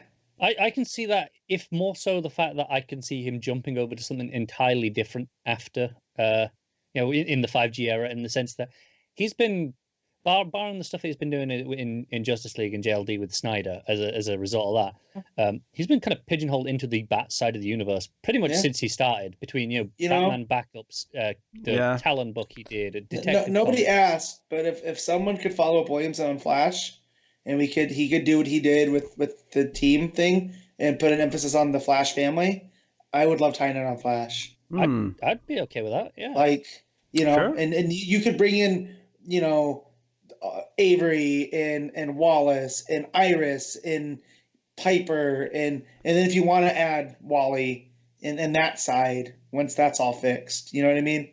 I could see him handling that really well after Tech and Justice League Dark. So, but let's get to his Batman stuff. Let's see what he's got up his sleeve. And on this, when we're talking about will there be a new Batman writer? I suspect there will, because one of the other rumors in this is that they will show their age a bit more. Like every Robin, they do it through the guise of Robins. They'll all have actually been, had the appropriate amount of years. Sure. Bruce and Clark will both be around 60 years old when 5G starts. Okay, I don't like this. Because of whatever they're going to do with the timeline. I'm fine with them being, early 40s-ish forever. Yeah, well, whatever they're doing with the timeline is Bruce and Clark will be older, and will because of that's the only way they can explain having years for Dick, years for Tim. I think this is fine for a cycle. I'm okay with a cycle of them being older before we reset it again. I just got my Superman back, Pete. He can be older Superman. He can be Kingdom Come-esque Superman, and it'll be fine. It does actually say Bruce will show it more because he's human. Because Superman. Yeah. Yeah, interesting. Lois is like 60. I will say that if you take Diddy at his word here, where he says there's no plans to put things back to number 1, I assume that does mean, though, when the books start for 5G later in the year, that they will continue the numbering. Like, I suspect that might even be when they change to their legacy numbering. Like, take their possibly break for this event, and then come back with their legacy number. Assuming none of them have milestones before they hit there. Assuming that, yes. Because which I don't know if they do or not. I think Supergirl's hitting 300 soon. I think it is. Okay, that might be one that they changed for. I mean, they didn't do it with Aquaman, but Aquaman was right before they started doing it. It was a few months ago. That's fair. I mean, and on top of this as well, we've got things like the stuff that Didio even confirmed this week that came out after these. Don't worry. Was stuff like Doomsday Clock. Yeah, it's not in continuity. We just have to accept that. He talked about the delays and editorial things didn't line up the way they originally planned, and things like even like the Mara and Pa Kent and the Living Alfred, those are not in continuity. Mara and Pa Kent are still dead. It's my continuity, damn it. Yeah, I might have to quit comics for a minute, guys. If it makes you feel any better, that there are other plans, I'm sure. I mean, if they find a way to sort of meld some of this stuff in later when they do 5G, say when they're doing like another thing and sort of merge it in. It's weird where if they're doing it with the extended timeline and Clark is like 60, having Mara and Pa Kent dead is kind of okay. Oh, it makes more sense as well at that point, right? Right, but now I'm thinking about who Batman is, and I swear if it's Duke, I'm going to lose it. Because if you're putting Bruce in his 60s, and Duke was still a Robin. No, the expectation is still it's Luke Fox. That's still the expectation. So, although just for interest's sake, since we're talking about what legacy numbers are right now, and I've mentioned it a couple of times, right? So the last issue Aquaman we did was 306, right? Issue 55 was 306. Where's the last? Which either tells me one of two things: they didn't think about it when they got to 300 because it was just too early. Yeah. Or they 300 isn't a big enough number that they feel necessary that this is a big legacy number we'll switch back to. Yeah. Or 3, Aquaman just isn't important enough to them. Aquaman will switch, I think. But Supergirl, it's not as close to 300 as I thought it was. The last issue was today's issue will be 262. Today's issue is 262. So that would not hit 300 before. Yeah, not for a while. Switch. What else we got here? Yeah, Legion of Superheroes issue 2 was actually Legion of Superheroes issue 633 by my count. I believe it. That is a huge amount. Suicide Squad number 1 by Taylor was actually issue 168. So not been as many Suicide Squad. No. Well, I think Suicide Squad I didn't think came up until the 70s, 80s. 80s. Yeah. So and it's not been consistently running since it started either. No. There's been breaks. No. Like honestly, the start of the New 52 till now is the most consistent Suicide Squad's ever been for having a book. Yeah. There was long gaps. And part of me, that. I think that's the name, right? That name's, that it's a curious name. So if you're looking at them for the first time, you're like, ooh, what's Suicide Squad? Yeah, I was misremembering things, but here's an interesting one. Batgirl issue last week was 197, so they're only 3 away. That's it? Yeah, they're only 3 away. Which means we are not. The next one we get solicited would have been 200, or have they already solicited 200? Next one solicited because next one's April, so February's 198, March is 199. Yeah, April's going to be 200. So we'll find out within a week or two.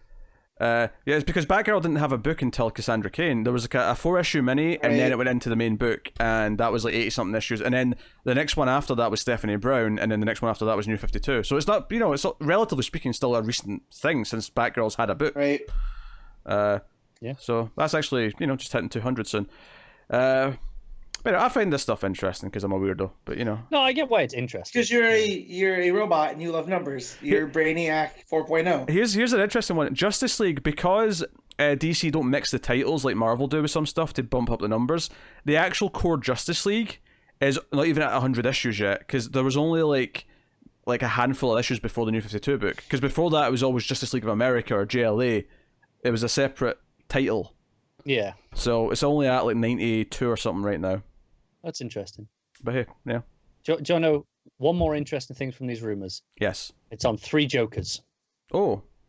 So, Fabok is currently drawing the 3rd issue. Like it's they're well into production on this. I'm assuming this is like 360 or 60 page issues. I don't know how big they are, but we know it's 3 issues. Yeah. So it's possible. As we said, he's told there is a scene in the 2nd book between Babs and Jason Todd that will cause waves and probably irk certain fans more than what Tom King did to Wally West and Poison Ivy combined.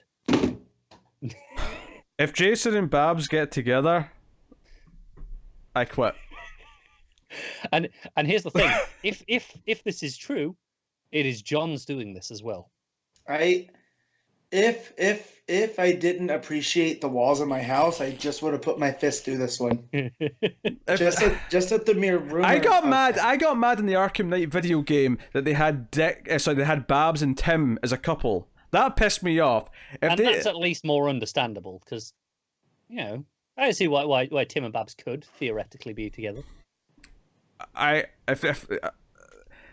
But I'm almost thinking it's worse though. They're attracted to each other's minds. Here's the thing though, the way that's described, to me that sounds worse than they're just a couple. It sounds like something really bad happens. But again, when you compare it to Wally West and Poison Ivy, which again, but that's one of my favorites. Now, minus Red Hood. Like, does Jason do something to Babs? Like, I don't know. Like, my mind's going to dark places because the things that he's compared it to there are so obscenely dark that I can't help but think it's worse than just they're a couple. Yeah, I don't know.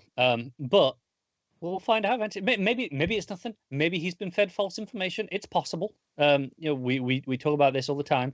Grain of salt on this site. Yeah, grain of salt. Grain of salt. They have a reasonable track record. I'd say maybe a 65% track record. Annoyingly, this is the thing that they often get things, and there's a lot of things they get wrong too. But their sources are real places, so they do end up with a lot of things. They clearly know real people who know things. There is no denying that. Yeah, and sometimes I don't even think that their stories are just wrong. I think things change. Yeah, they change. They almost report things too early, and then stuff's still in flux, and which is why they're not officially reported at that time. Well, this is a lot of the same when it comes to wrestling rumors, where sure, Meltzer goes, yeah, but things change, right? Like, yeah, are you getting work? Don't work yourself into a shoot, brother. Don't do my babs dirty. Don't, please, DC. No, I've already lost 2 redheads. Okay, don't make me lose a third, and I'm not even counting Starfire in there. All right, I just like maybe Didio does because of his lack of hair. He hates redheads. You ever think about that, Connor? Don't catch his attention, man. Like, think about it, guys. Wait, is this jealousy because he wants luscious red hair, or is it? Don't know. Or is it he sees red hair? He sees gingers as lower in the hair totem pole than baldness, so he picks on ginger. Maybe it's a Lex Luthor situation. You used to be ginger, and shit happened, and now he's like no one else. Yeah. I'll fact, Connor, if you ever go bald, there'll be lots of Lex Luthor jokes I mentioned. can unfortunately tell you, I'm never going to go bald. Shave your head. Shave your head for the joke of it. Come on, do it. That is not worth that joke. Do it. Come on, be Lex. I always joke with my wife about shaving my head because she always says I have such nice hair, right? Mm-hmm. And I told that to the lady that cuts my hair, and she goes, if you do that, I will hurt you. So don't shave your head. Yeah. If you got a nice luscious mane, you should. I will have thick, wiry grey hair, and it won't take that long till it's there. Wow. Just promise me when you get to that age, you will do it like Doc Brown. Just up. Get to that age. I mean, no. I mean, like wiry, like thick, like it'll come down, like shortish. When you said wiry, I thought you meant it's gonna stick up and. No, like really wiry, as in like it's really like you can barely move it, sort of thing. Yeah, I have already accepted that I will look and sound like John Hammond from Jurassic Park when I'm in my 60s, and that's okay. I can live with that. Okay. Yeah. I'm gonna be grey, probably in about a decade. Yeah. I've been waiting for years now because my dad started growing grey early, so I've been waiting for the Reed Richards temples. And I've been getting grey hairs for about 3-4 years. Oh my god! I've got a little bit compared to me. Yeah. I've got a little bit at this sort of part of my beard, just where it meets my neck. Yeah. No, I pull them out of my beard all the time, but I'm waiting for this because I want the cool. Every time I wash my hair, I like get a handful of grey hairs come out. I'm going to be honest. I don't have a problem with going grey. I feel like it can look dignified. I think it looks fine. Yeah, no, it can look dignified, but not when you're 30. No, hey, man, I had a friend that was born with grey hair, like silver hair. So, and he dealt with that through high school. Yeah, I'm not worried about going grey. I've never had a problem with that. Me neither. That said, I want to keep my red beard as long as I can. So if I could be gray on top but with a red beard, that's gonna be so rad. Huh? Hair dye is your friend. Yeah, but I'm not gonna dye. I'm not vain like my father, who started dye in his dye the beard. Yeah, beard hair grows too fast though. You'd see the roots within days. Yeah. Oh no, I'll never forget my dad looking like he dyed his hair and his beard the same color, and he looked like he was going undercover, but it was like all fake. Oh man, I let him have it that day. I once knew a ginger who dyed his hair black. Yeah. It's a big mistake because within like a week you've just got this ginger spot at the top. It just looks atrocious. Anyways, would you even suit it though? Because I mean, let's be honest, ginger people tend to have a ginger face, and what I mean by that is they tend to be a bit more freckly. We tend to be able to get away with a pretty reasonable brown because like my hair right now is quite dark compared to what it used to be. When I was younger, it was bright red, like vivid. Right, yeah, that's my cousin. It's borderline, in the right lighting, I can pass as it's a brown. I can pass. Like a damn vampire. He's trying to sneak into like a club or something. He's like, yes, I'm not a ginger. Yeah. I have brown hair. Anyways, we got other news. We're going long. Oh, that was all the news. Yeah, we're done. Okay, I've got one last little Oh, thing. there you go. It's actual news, not rumors. This is from Murphy. He was posted on Twitter. Ooh. He What's posted that an little image of- scamp up to now? Yeah. He posted an image of a Catwoman cover he's doing for an upcoming series he's plotting with writer Blake Northcott. It says, "Stay tuned for more details." We do not know if this is in the White Knight verse or if it's something else entirely. Yeah, it could be a Catwoman mini for all we know. Yeah, No, but if this is the project that he's working on in between, Yeah, that'd be cool. The cover that he's shown, it's his own twist on the animated series, grey suit, oh yeah. with the whisker marks on the mask, and so it looks good. It looks real nice, and I'll take anything Murphy puts out, especially if he's on art. So Yeah. So, But it says he's co-plotting it with him too. So which is why I suspect it might be part of the White Knight verse. okay. So I had no idea Blake Northcott was a lady because of the name. Yeah.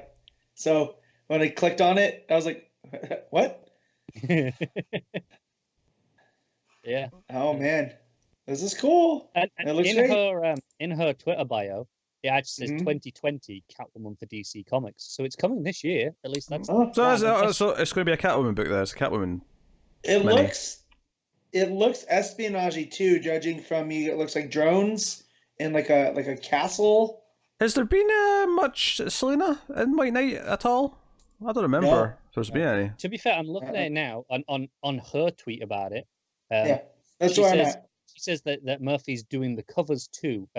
Co-plotted by Murphy. He's doing the covers too. Don't maybe he's but it says she's co-plotted by Murphy. Yeah. So if they're writing, but yeah, what else has she worked on? Fathom, Vampirella. Okay, so this is. And it says Catwoman for DC. So maybe she's taking over from Joelle Jones. I don't know. Could be. I don't know why Murphy's co-plotting the main Catwoman book if she's taking over, but I mean, maybe they're co-plotting and she's the main writer. But I mean, it's not that unusual to have a co-writer. No, I'm just wondering why he's doing it specifically. Like, who knows? I would get it if he's doing art because he said in the past he only wants to draw books that he's got a hand in writing. But if it's just the covers, like he still does covers from time to time. I think it's not. Yeah. But I mean, whatever. We'll see. Either way, exciting news. Yeah.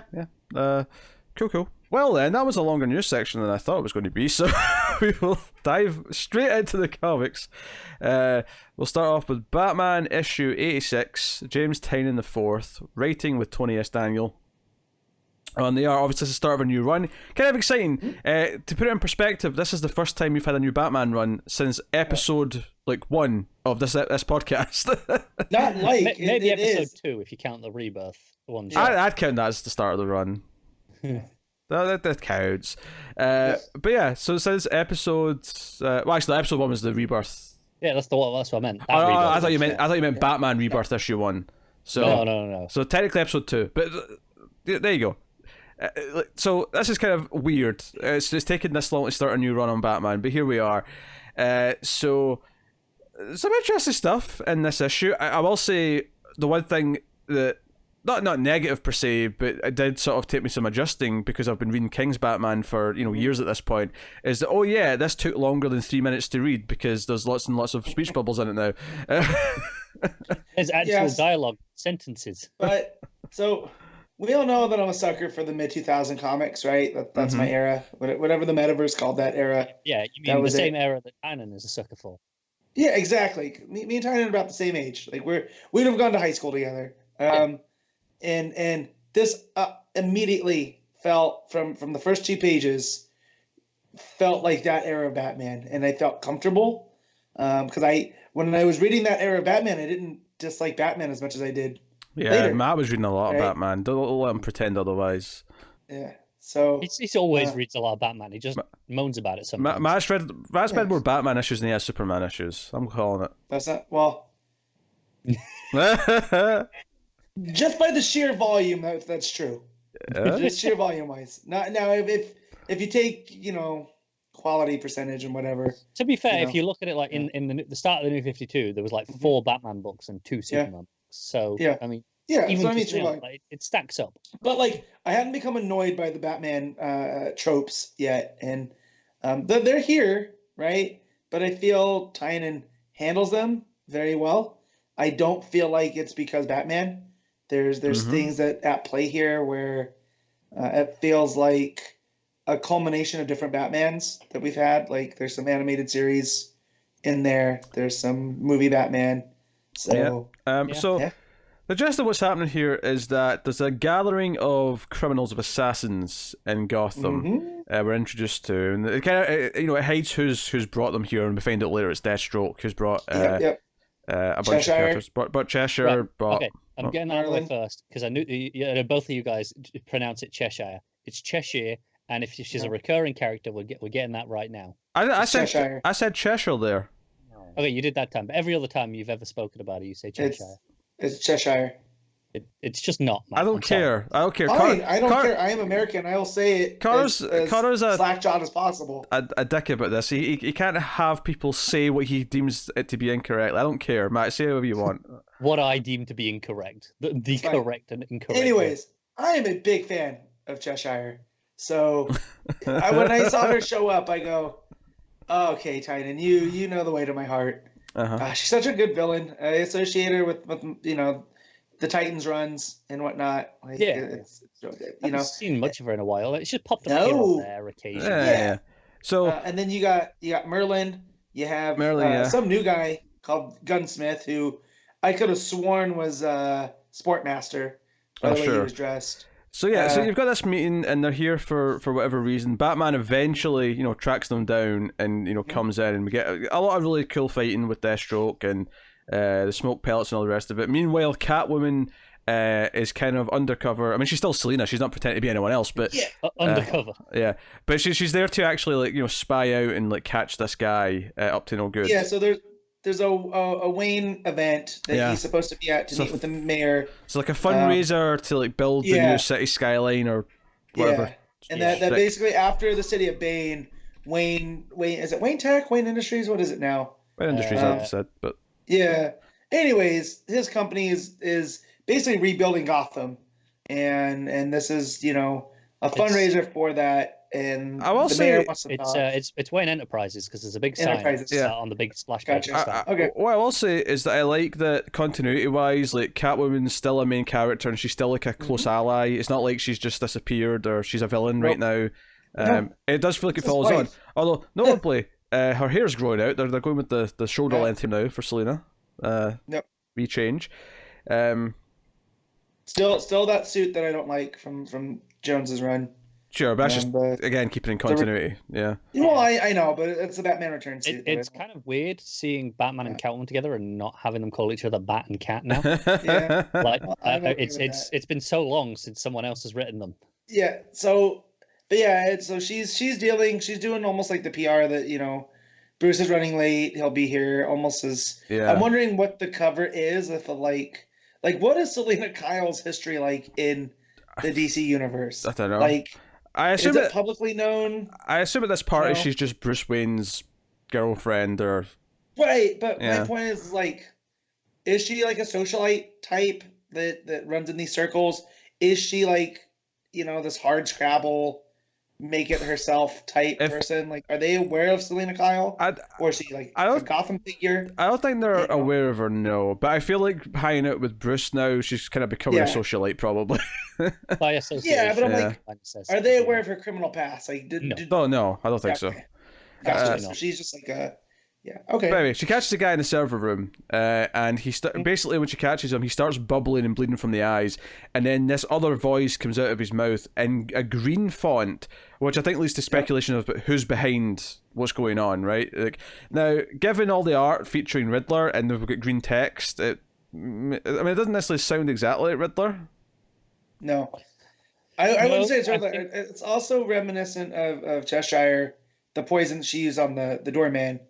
Oh, yeah, true. It is, but I think it is worth noting that, especially as we had the backup in the last issue of Joker, of Kings, and it's here again. Yeah, we got Joker, who is also, Got a big association with green. Yeah, that's true. Right. That's true. It could just be Joker. Very right. And you've got Batman talking to Lucius, and he after he fights Deathstroke and he's kind of out of it, and he's all beaten, he calls Lucius Alfred, and it's kind of this sad moment. So, well, I still think the death was handled really weirdly. They are treating it like a big deal now that we're past it. Yeah, this moment right here, like more emotion than King at all in his issues. It was just like an Angel, the spin-off of the hit television show Buffy the Vampire Slayer. Minor spoilers here medium spoilers here for season 1 of Angel. But there's a character killed off early on in the season, and Angel calls his replacement by the old character's name, just sort of casually at one point, and it's this really awkward moment. And it really reminded me of that. It was basically the same thing. Yeah. It's just, Bruce is so used to having Alfred on the com for years that he just says it without even thinking. And Lucius has also created this new bat plane. Well, type thing. It's like a bat crab thing that turns into a plane that can fly. Yeah, it's a transformer. And it's. I like what Tynion did here by that. There's a new Wayne campus, and that they put in a fully automated machine shop, right? They can machine things right there. So he gave them plans with earlier in the day, and that Lucius had this thing put together, so it's not quite ready. Honestly, for prime time. I mean, given how far we've come with 3D printers and stuff, it totally makes sense at this point that Batman would just have like an automated system that could plug the designs into and just go build it. And I get that Bruce would have one of those, but I do like that Tynion put in there, like, Lucius is like, okay, but it's not really ready for people. You're not giving me time to test it. If it was one of our defense contractors, I'd say we were about 6 months away from safety testing. For me to put a person inside it. And so, but I like that. I like that he's telling Bruce his limits. I mean, yes, you're Batman. You can do all this stuff, but that probably fits. You're going too fast. That fits with Batman's character, right? But I do kind of like the idea that because of Alfred's death, he is kind of like. He's on this edge right now where he's taking risks he doesn't need to take. He's driving himself hard in a way he doesn't need to because of Alfred's death. Right. That makes a lot of sense to me. So, what's really funny is me and Pete did our first episode of Previously in the Multiverse just this past week, and we talked about that issue of Batman, and we spoke about how Batman's motivation about wanting to. Not do this so he doesn't just have to interject here, Detective Comics 568. That was the issue. There you go. And what are you guys reading? All of Batman. Basically from Post Crisis. That's when Batman Post Crisis starts. Yeah. Is it Detective Comics 568? Yeah. So we were talking a lot about how there was Batman had the motivation of like, okay, doing this so he can stop being Batman, and how that's kind of not really been the case in modern runs for a while. Yeah, and it's kind of weird that a lot of this issue is him going, I'm going to build the city so I don't need to be Batman. Yeah, well, that's what he talks about. He talks about Alfred, like, always... Because Alfred always wants him to do that. Alfred always wants him to stop being Batman and give up and get a normal life. Right. And I do kind of love the idea that the motivation for him to finally maybe try and do that is Alfred's death. The idea that Alfred's death makes him want to honour Alfred's wishes and try and be what Alfred always wanted for him. Now, it's a little bit weird coming right after King's Run, where he was kind of doing that via marriage... or trying to for a while. So there's almost like a weird, not clash, but like just a weird This makes more sense to me though in this for Batman, in that it's not just about the the personal happiness that he can give up. Right. More he has succeeded is the way he's trying to go about this, just not in the way he thought originally. Well, because that's what he says at the start. He says that Alfred always said that, hey, well, why don't you not put on the cape and cowl for one night and try and build something that'll last and not just be like a deterrent. Try and build something that'll be in your safe place. It's when people on Twitter are like, well, if Batman really wants to change Gotham, why doesn't he divert some of those billions that he has into fixing the city's infrastructure and public programs?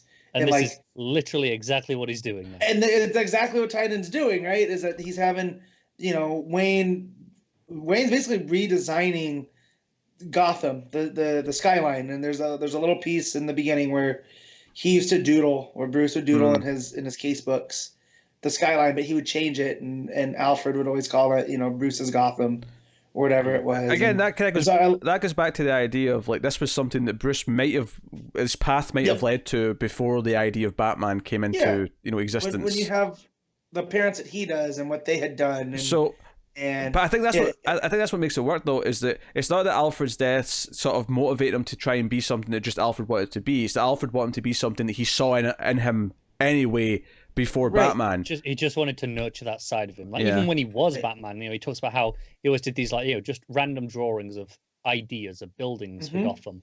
Yeah, and Alfred's like always seen it as like we can nurture this side of you. And we kind of have been there before in different versions, like. With Kingdom Come Batman, he's completely taken over Gotham, and you have the Batbots that go around. It's not even a million miles away from like Batman Inc. in the sense of that's what I was just going to get to. Where Morrison is like he gets to the point where he has Batman agents, and he can kind of be M from Bond. Yeah, and he can be the front facing of this as Bruce Wayne, and not have to be Batman. And so I like that concept of. Out of all these characters in DC, right? We talk about legacy.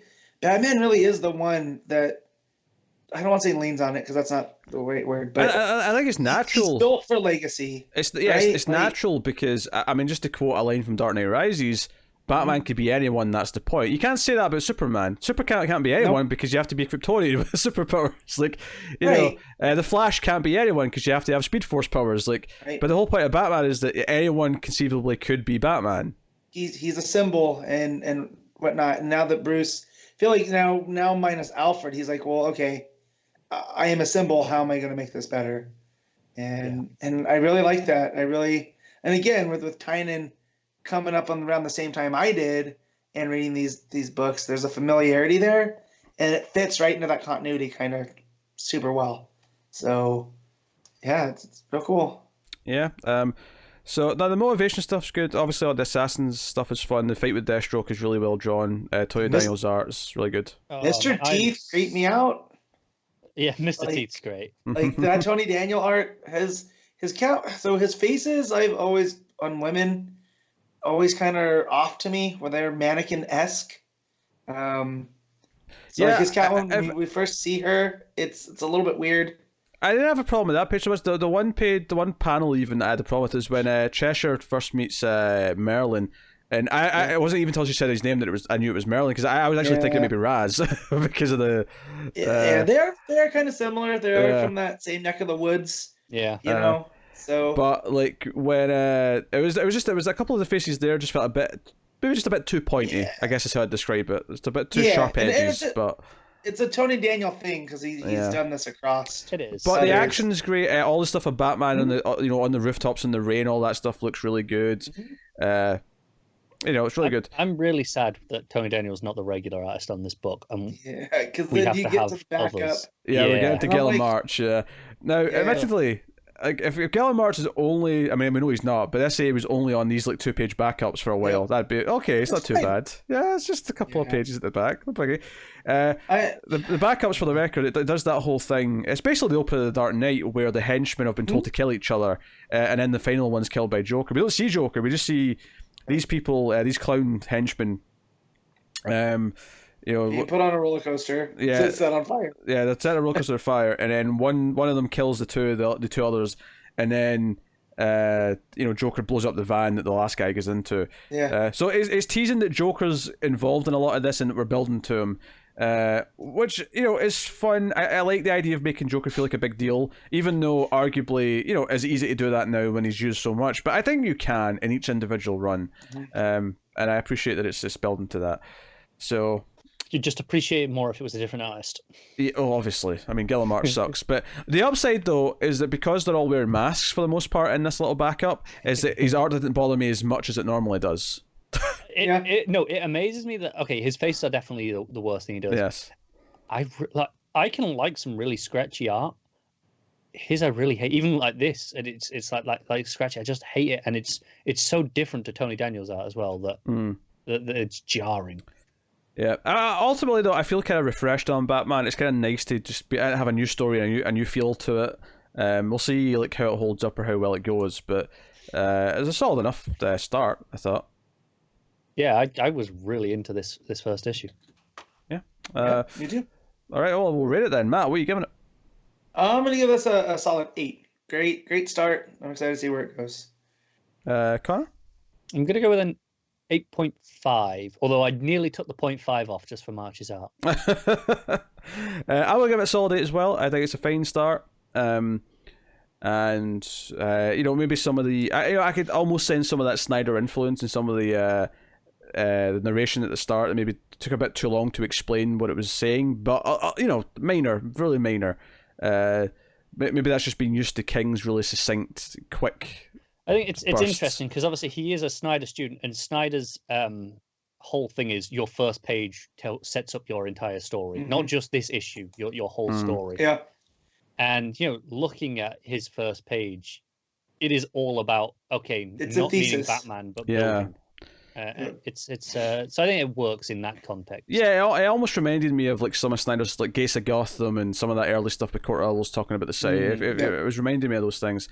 But no, we'll see how it goes. And I'm definitely at the point now with Tynion where, I mean, Snyder's had bigger highs in terms of Black Mirror and American Vampire, but like I like Tynion's detective run more than anything Snyder's done in years. So I am very optimistic about what he's going to do with his Batman run.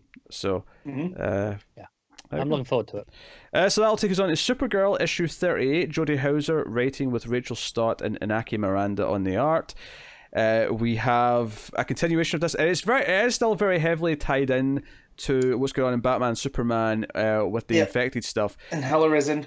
Yeah, and what's interesting here is that Batman and Superman, when they find her, because Crypto finds her, we have Crypto finding Supergirl and trying to, and just looking sad that she's kind of messed up and not, Kara that he knows. But Batman and Superman are like, hey, we've got 6 people to deal with here, and we still have the Batman who has to deal with. So let's send in someone who's superpowered to try and like handle Kara and talk some sense into her.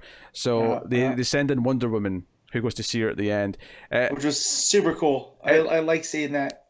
Yeah, I liked it as well. We knew she was coming because she's on the cover, but what I like though, I like the art a lot in this issue. It's not perfect. There's one point where Superman's face looks really chubby, so it's not perfect. Yeah, but the action when she starts fighting Wonder Woman at the end, I thought looked the layouts were really good. There's a double page layout where she kind of punches Wonder Woman, and it kind of her falling back into the other panels actually dictates the story really well. It has a really good flow to it, which I really liked. And the expression on infected Kara's face too at the end, where Wonder Woman throws the lasso around her, right? Yeah, and she wants her to basically. Wonder Woman thinks it's gonna burn the infection out of her, right? Because it's the truth.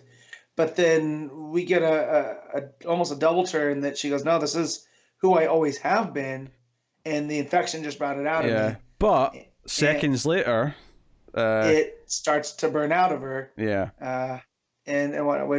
Which I feel is pretty telling about what this metal has done. And the lead up to all this too is her going to Smallville because she's not going to lose this Earth like she lost Krypton. Right? Yeah, she wants to infect the people. Last issue. Yeah, she wants to infect the people of Smallville with the what she's got basically. Because it's going to make them stronger, and basically that's how you fight disease. It's almost like she's treating this as an inoculation, right? That if I infect you, then you'll be able to take whatever is coming. And so that there is a bit of it that is still true to Kara, right? So it adds to that darkness. Yeah. Well, the final page, like she's kind of back to regular color, or even her outfit's turned into Supergirl's regular color scheme, but she still has the spikes on it, and the hair's still kind of weird. Yeah. So she's kind of in this in between place because of the lasso. Yeah. It's very, and it kind of shows that it's like there's some truth to like because this stuff that the Joker's like toxin or whatever is preying on. It's preying on things she actually feels and manipulating them. So there is some truth in there, but it's not entirely true either. So I like that. So the art is kind of, I mean, like I do think some of the faces aren't great. I think when Wonder Woman first shows up, it's a very clean looking page, but I do think they made her like her not her skirt, the what do you call it, the flaps. Is it? Yeah. It's basically it's like a. It was. I don't know the word for it, but yeah. I was trying to say that they made them too short. They were going for this sort of mini skirt look that I thought was a bit too extreme, but Well, I will say, but I did like the art overall though, because I thought the layouts and the way the action flowed, even Crypto flying into the Smallville at the start, I thought that looked really good. It flows really well. So even while some of the faces are a bit too cartoony and chubby for my liking, the overall feel of the art works quite well. And Hauser's voice for Supergirl is really good again, which is really nice. Yep, I feel this is Kara. Like, there's no change. You know what I mean? Like, seamless, I guess you could say. So, but yeah, you also have the people of Smallville turn on her, call her a monster, and that's what kind of sets her over before Wonder Woman gets there to save the day. Yeah. But I really am a fan of any time Wonder Woman interacts with Supergirl, because I feel like as much as she should look up to Clark, she could also, there's a lot there for her to look up in Diana. The type of person she is, and so anytime it's out there, it's real cool. I feel it was handled really well here. But you're right about the art. It is. I feel it's not as solid as the last issue. I really liked it in the last issue. Here it's a little bit more loose. But yeah, no, it's really enjoyable. Yeah, no, I'm digging it. Which is surprising because sometimes when the character changes because they're tying into an event or a crossover, it can be really annoying. But I think the writing's good enough to actually make it work and actually sort of use it to kind of like show, okay, here's some actual real fears that Kara has, and we're going to explore those through this. So that's real good. Well, and we'll talk about it when me and Connor get to Hawkman, but Venditti plays with it well there, the infection there too. So I feel like if they let the writers that are doing these long term now deal with it instead of having them pop up in like the infected one shots, it works better than just getting small pieces. So, and here Hauser's done it pretty well. It fits in line with what we saw with Tynion and Williamson in the other two books. So yeah, that's cool. That's cool. What are you giving it, Matt? I'm gonna give it a 7.5. Yeah, I'll agree with the 7.5. Not to agree with you again, but not quite as good as Batman, but still really good. And solid. Yeah, so there you go. Which will take us on to, and this has never been the third book before, but Harley Quinn and Poison Ivy issue 5. Yeah. Also Jody Hauser. Jody Hauser double bill this week, apparently. And I'm okay with that. Adriana Melo on the art, so take it away. So this is their Harley and Ivy's crazy journey continues as they work their way now to New York, where a plant. They keep saying a plant creature, so they're thinking that it's a siege of man. Plants. So they're like, okay, it's Woodrue, and they're like, we're gonna have to go there. And so they go to get across one of the bridges to get into Manhattan, and Ivy has to work some of her magic, but as they show up, there's a group of people that go, "Oh no, it's her," and they get afraid. And Ivy's like, "Well, no, I'm here to help." And then Batwoman shows up and tries to fight Ivy because, of course, she does. It's a Bat character, and it's plants going crazy. There's plants going crazy. It's got to be Ivy. So so we get a lot of fun dialogue and banter between Harley and Batwoman. Which Harley been like, hey, we're card carrying heroes now. And they're like, we haven't actually got cards yet. Is there a union? Do we get health insurance? Because we don't rob banks anymore, so that'd be really useful. Yeah. So, and just the way that Hauser writes Kate, I felt it was a little off. I felt like she was just writing female Bruce, but it's still when it goes off at the end, there is some of that sardonicness I to think Kate. when she's getting a bit more sarcastic and a little bit more jokey, it feels more true. It feels more like her, yeah. But yeah. So as they get into Manhattan, there's more of these plant creatures, and Ivy finds out that she can almost feel ones that are fighting Woodrue's influence. Yeah, and she can kind of turn them. Just about get through to them, but it's like not always going to work. Sometimes she might, sometimes she might not. And so she turns one of the plant creatures to fight the others, which allows them to get in to save these other people that have the hostages that are basically strung up with vines and stuff. Another one of the hostages takes a swing at Ivy and says to get away from her and wants her. So you're starting to wonder what the hell's going on. Like, she's legit here to help. And Kate tells them, if you're walking the path you say you are, good luck. It's really an easy one because she has to take these hostages now. So it leaves Harvey and Ivy to go on this on their own. And yeah, there's some fun moments with them. There's where they grab hands because like they're showing that they're there for each other. There's a little heart that pops up, which is real nice. Yeah, there's the odd jokes here. Let's go kick his grass. And Ivy feels something that as the closer they get to where they need to go. So she takes off and Harley follows her. She finds this gigantic rose. So now I'm starting to think, what the hell is going on here? Yeah.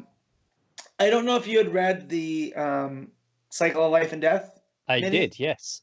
Yeah, very so I'm thinking, are we getting reintroduced to her children that go off at the end? It's really possible. Yeah, so for people that don't know, there was a miniseries of Poison Ivy, Cycles of Life and Death, right about Rebirth. It was early Rebirth, yeah. Yeah, and basically she finds out that through genetic manipulation, she can essentially clone herself and alter it slightly, and she ends up, for lack of a better term, giving birth to 3 plant-based beings. And then through that, she kind of learns, it's this, what I really like about Ivy is, yes, she's a villain, but she has a noble intention. She really wants to fix the world, but she doesn't have time to play nice. But through these 3 innocent beings, she kind of learns, like, all right, well, maybe there is a middle path. Maybe I don't have to do it. I can go the hero path, even if I don't want to, and it's going to take longer. So I'm thinking, are we getting back? Like, did something happen to one of these 3 kids? It's possible. My other theory was whenever she was regrown from the green. Yeah. Maybe she wasn't the only version that was regrown. Maybe there's a kind of a good side and a bad side. Yeah. So out of this gigantic rose, it opens up, and almost as if it's Venus stepping out of the shell. It's Poison Ivy, but she's all like, I don't want to say flowery because it's really not, but it's very elaborate.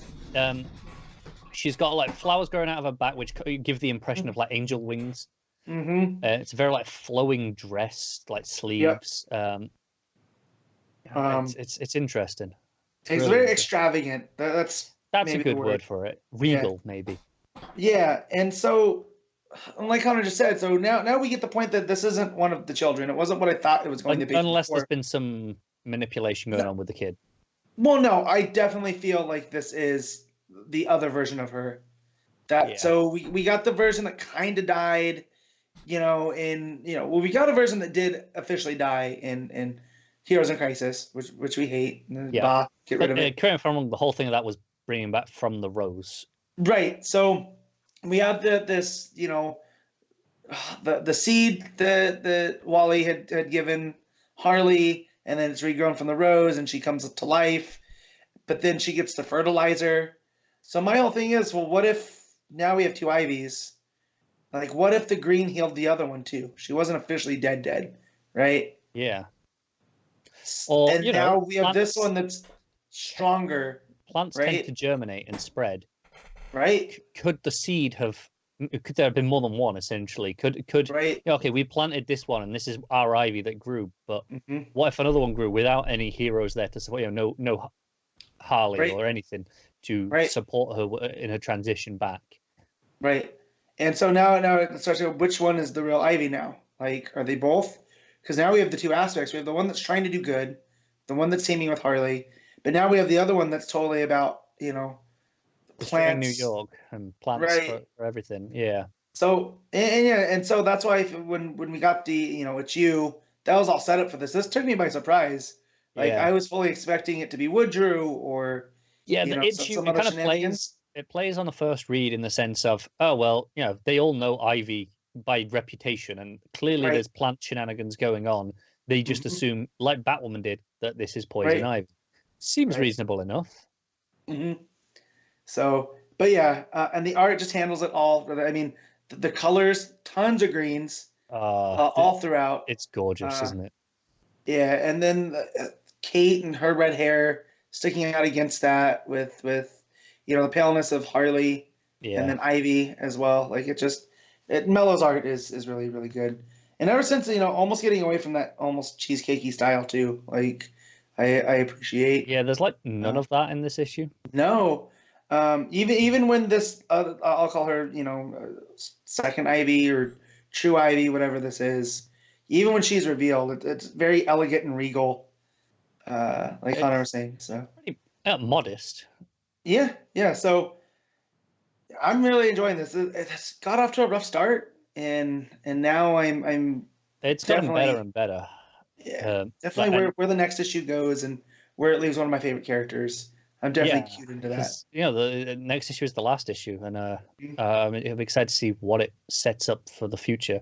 But also, I hope it's still doesn't lose sense of its humor as it goes into just being plot for the ending. Because like one of my favorite jokes of the book is in this issue where they've got to go into New York and they've got to get in there, and it's like, well, we should hit this tomorrow. So we hit Central Park at night when the plants don't have the sun to back them up. And I was just like, that's not how plants work, Harley. Yeah. But if they did, it's a good idea, right? This her whole vibe. Nighttime it is anyway, and that's when she gasses the people on the soldiers on the bridge. It's like, sorry, I learned it from watching Batman. Yeah. Well, and then there's also the payoff with Kate, where she tells Harley she'll send her a brochure about the Union. Yeah. And she goes, wait, about the sense of humor? Who'd have thunk it? Unless she was. And then Ivy drags her off. She was joking. She was joking. Just come on. Yeah. Yeah. So, and then like bits like when Kate's like, sometimes you got to jump on the grenade, in terms of diving into the situation to save the hostages, even though they know it's a trap. And Harley's like, told you we should have brought grenades. Yeah. So Hauser definitely has a good voice for these characters. And now even when the true Ivy shows up at the end, it feels like traditional. Do you know what's Ivy really interesting in terms of the voices? This is possibly the first time I've really ever read Harley Quinn in Margot Robbie's voice. Well, yeah, I haven't read much Harley, so no, but I've read most of the Connor and Palmiotti stuff. I've read a bunch of stuff before that, and it was. Well, that's what I'm saying. I'll take your word for it because I haven't read much Harley. So yeah. But for me, it was always the animated series, and Tara Strong's Arkham rendition, which is again just an extension on that. Like there's a bit where she's going, especially if he's done anything to the Shake Shack, and a couple of other lines where I'm like, this completely feels like I can hear this in Margot Robbie's voice in a way that I've never really felt with Harley before. Which, I'm taking that's good. Hopefully, good in a sense that it feels consistent and it feels like okay, that's this version of Harley for sure. Right. But it definitely feels like that's okay for me at least. Yeah, if it works for you. I mean, again, I'm very like my Harley Quinn, for lack of a better word, fandom starts with Sejic and Harleen. So I'm just now not being annoyed by Harley being everywhere.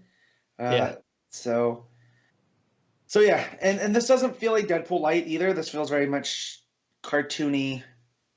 Oh Harley. Yeah, this doesn't feel Deadpool-y at all. No. So, but yeah, I'm curious to see where it goes and how it pays off, and if we're going to get a melding of the Ivies, then that's what is going to give her enough power to stop Woodju for now. Because we know he's part of the Injustice League Dark. Yep. And doing that stuff over there. But yeah, no, I credit to Hauser and nailing these voices with all of the characters. I mean, Kate was a little bit off, but towards the end there, it picks up. She got better with Kate as it went on. So I suspect just maybe just needs a little time to adjust with characters. But yeah, so what's your rating this one? I'm giving it another 8.5 because this was a blast. Yeah, I'm gonna go with Connor here, 8.5. And I guess that's just proof of having not that I had super low, going into this expectations. Well, last week was a bit in the rougher overall side, right? I mean, yeah. So yeah, no, this was pretty good. Yeah. Also, I just saw online that Resident Evil 4 is 15 years old today. Oh. Who gives a shit? If it makes Pete happy, I'm happy. So if it makes Pete happy, I hate it. 15 years. I love that James. I don't know if this was a in Facebook or on Twitter, but James complaining to Pete about the Resident Evil remake. Oh, it was Twitter, yeah. Yeah, and Pete basically walking him through what he needs to do because he's done it enough times. Yeah, he just knows. He was saying he hated Resident Evil 2 because he was scared and there was a man in a trench coat chasing him. Pretty great. I love it. That'll take us out to Batman and the Outsiders, issue 9. Bryan Edward Hill writing with Dexter Soy on the art, and this is the aftermath of the school office blowing up. Which this issue, because I actually, I always, because DC don't have recap pages, and I always have this thing where when I'm reading an issue, and it's usually just from the context of the first page or two, where all the last issue will come flooding back to me. And the first page of this was actually kind of confusing. I was like, who's this person that this person that works with Jefferson, this teacher? And then it was actually before the end of the page where it just kind of clicked and went, oh wait a minute, this is the one who died last issue. And I was like, oh okay. And it actually, because of Roz. So when you turned the page and she was like lying in the morgue and he was looking at her body, I was like, okay, that was actually quite effective. Like giving us a little bit of a just a sample of her and how she, like how close they work together and their professional relationship. It made the death hit a little bit because I think even the ending of the last issue we said that it was actually quite a shocking ending because it was like, oh, he just bombed the school, Jefferson School. Right. Like that was really dark. And we hadn't gotten to know. We got from context and dialogue that this was someone that was close to him. And then that pays off in this first page where we see how when he started working at that school as a principal, she kind of pushed him to do what he needed to do and never made it easy for him. And that's how they ended up with like this really close workplace friendship. And yeah, and you can definitely see where his anger comes from through this. And I mean, that's when he confronts Batman. Yeah, that's the issue basically is that he's angry. He's angry at Batman. Katana tries to talk to him, talks some sense into him, offers him company so that he won't be alone, kind of thing. And it's basically him talking about how when he was growing up, he like a lot of his youth was like resisting the urge to join a gang or pick up a gun or do any of this stuff and do things the proper way. And right now he feels like killing Raz. He feels like doing something really bad. Righteous anger. And it feels like, he's maybe like just getting away from it. And of course, at the end of the issue, the cliffhanger is that Shiva shows up to kind of like say, hey, do you want to kill Ra's al Ghul? Because I'll help you with that. I don't trust her, by the way. This is a double cross. Oh, no. I'm calling it. And I also like Superman showing up to talk to Bruce with how to deal with the situation. And because, Bruce isn't happy with Orphan and Duke for running off, basically half-cocked with this new power for Duke, and I like Superman giving him... And it comes from a good place as well, because Orphan, Cassie tries to say, stop trying to protect us, and he says, never. Like, I'm never going to stop trying to protect you. You're essentially my children, I'm never going to not. The scene starts off and Bruce sounds kind of like an angry dickhead, but honestly, by the end of it, even though he was still coming across as angry, it felt more like sympathetic. Like I could kind of see the angry dad. Yeah, he's angry dad. Yeah, and so you get it, and I like that Bruce telling him about, Black Lightning's not you. Like he's gonna handle this differently than you would. You've had a lot of practice dealing with tragedy, so you kind of let him be angry. So I really like that, and again, it makes it feel like it's part of a bigger universe. Superman even brings up Alfred. Yeah, Superman brings up Alfred, and then Bruce references the fact that Superman doesn't have a secret identity anymore. He says, "You just told everyone who you are." Right. So he kind of throws that in his face, like, "Hey, you're going to regret that soon, probably. So don't come running to me when you need that fixed." Right. So I like that part of it. Yeah, I like that it's just really deeply into continuity. Yeah, that's basically the issue. It's continuing the story. Dexter Soy's art's very good. Yep. I really like Superman. Yeah. Anything in the shadows, especially. I think my favorite page of the book is definitely Jefferson at the morgue, looking down at the body. That page too is really good. But likewise at the end when he's like sitting in the dark apartment on his own, and then Shiva shows up, like all that stuff looks great. Yeah. Also, the conversation with Katana, I thought that was handled with the art very well too. Kind of very cinematic, where she's like, I walked that path. I have no problems killing, but you're not me. So think about this before you go down my way. And I just thought the art handled that really well. The wide shots and whatnot. Yeah, for an issue with like basically no action, there's like one moment with Duke and Cass where they're taking out like a mugger before Batman comes to talk to them. But other than that, it is an issue of talking heads, and it never suffers for that art wise. Like the art is consistently given these really nice images to kind of chew on, and. This is the thing. I don't need there to be action in comic books. It just needs to look good. It doesn't really matter what they're doing as long as it's interesting and creates an atmosphere and a mood and goes with whatever the story is. Then I'm on board, and I think this issue is an example of that. So yeah, solid. What are you giving it, Matt? I'm gonna give this an 8.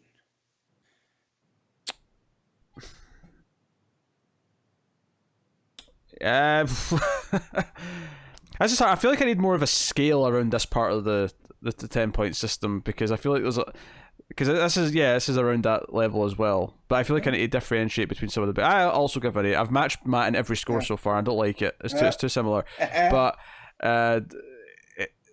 it doesn't feel right going down a half point. Doesn't feel going up a half point. So I talking about it, I was like, is it a 7.5? No, because the art's too strong and the character interactions are way too strong. But it's also not quite an 8.5. Doesn't put out that level that I thought. Yeah. Harley and Ivy was at. So yeah. So that's what it is. That's the book. Batman the Outsiders issue 9. Not a whole lot to say. Very very simple, quick issue, but it doing what it needs to do in a very solid manner. That'll take us on to Hawkman number 20. Robert Venditti writing with Fernando Passarin on the art. So I got another break. Off you go. We should mention Passarin is the new regular artist on the book. Mike. Yeah. Venditti was tweeting about it earlier in the week, saying, this is the new ongoing art team. Nothing against Passarin. I like Passarin, but I was really digging Olaf on this book. I think it's interesting. I think Olaf really worked for that Shadow Realms story.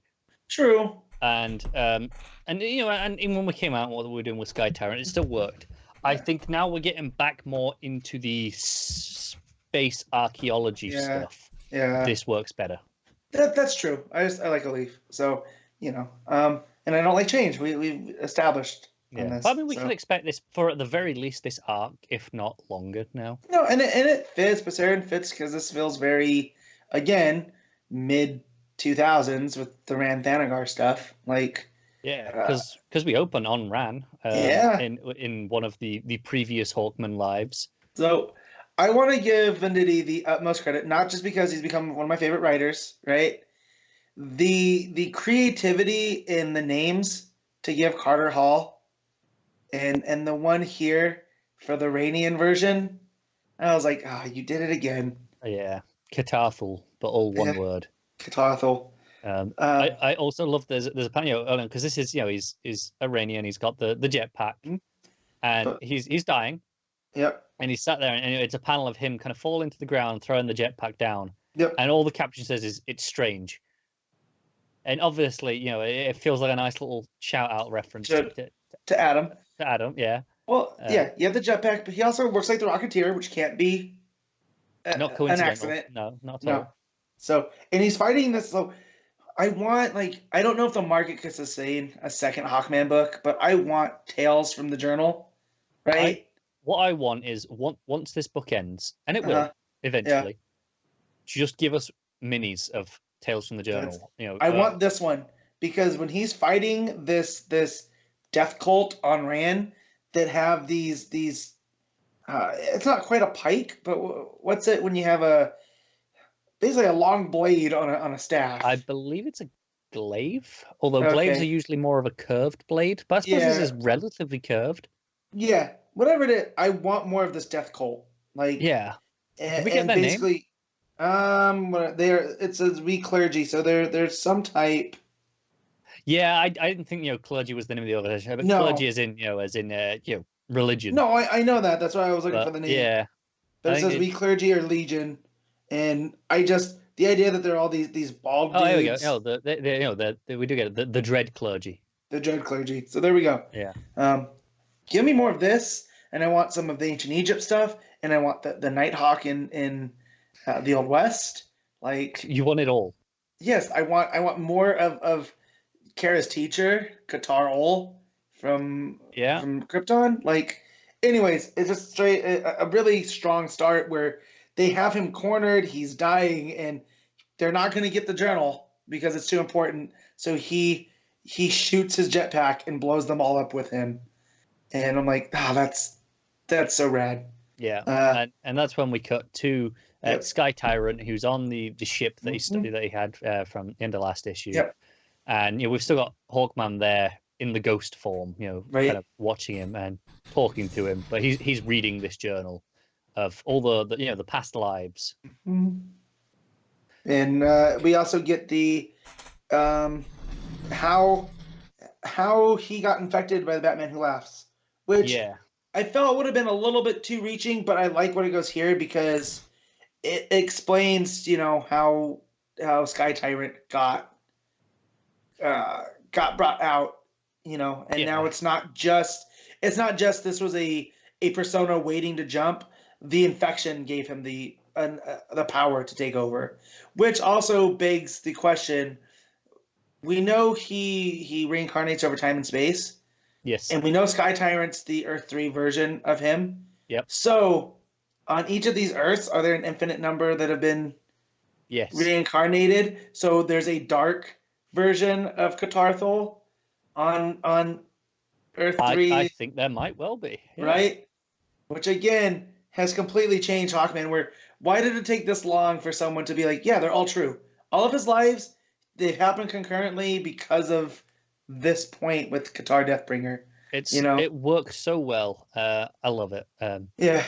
But so we see he gets infected, but he was in mid-fight with this what looks like a bank robbery that he didn't notice. Yeah, because it's just a small little nick on his arm, which is all it takes. Yeah.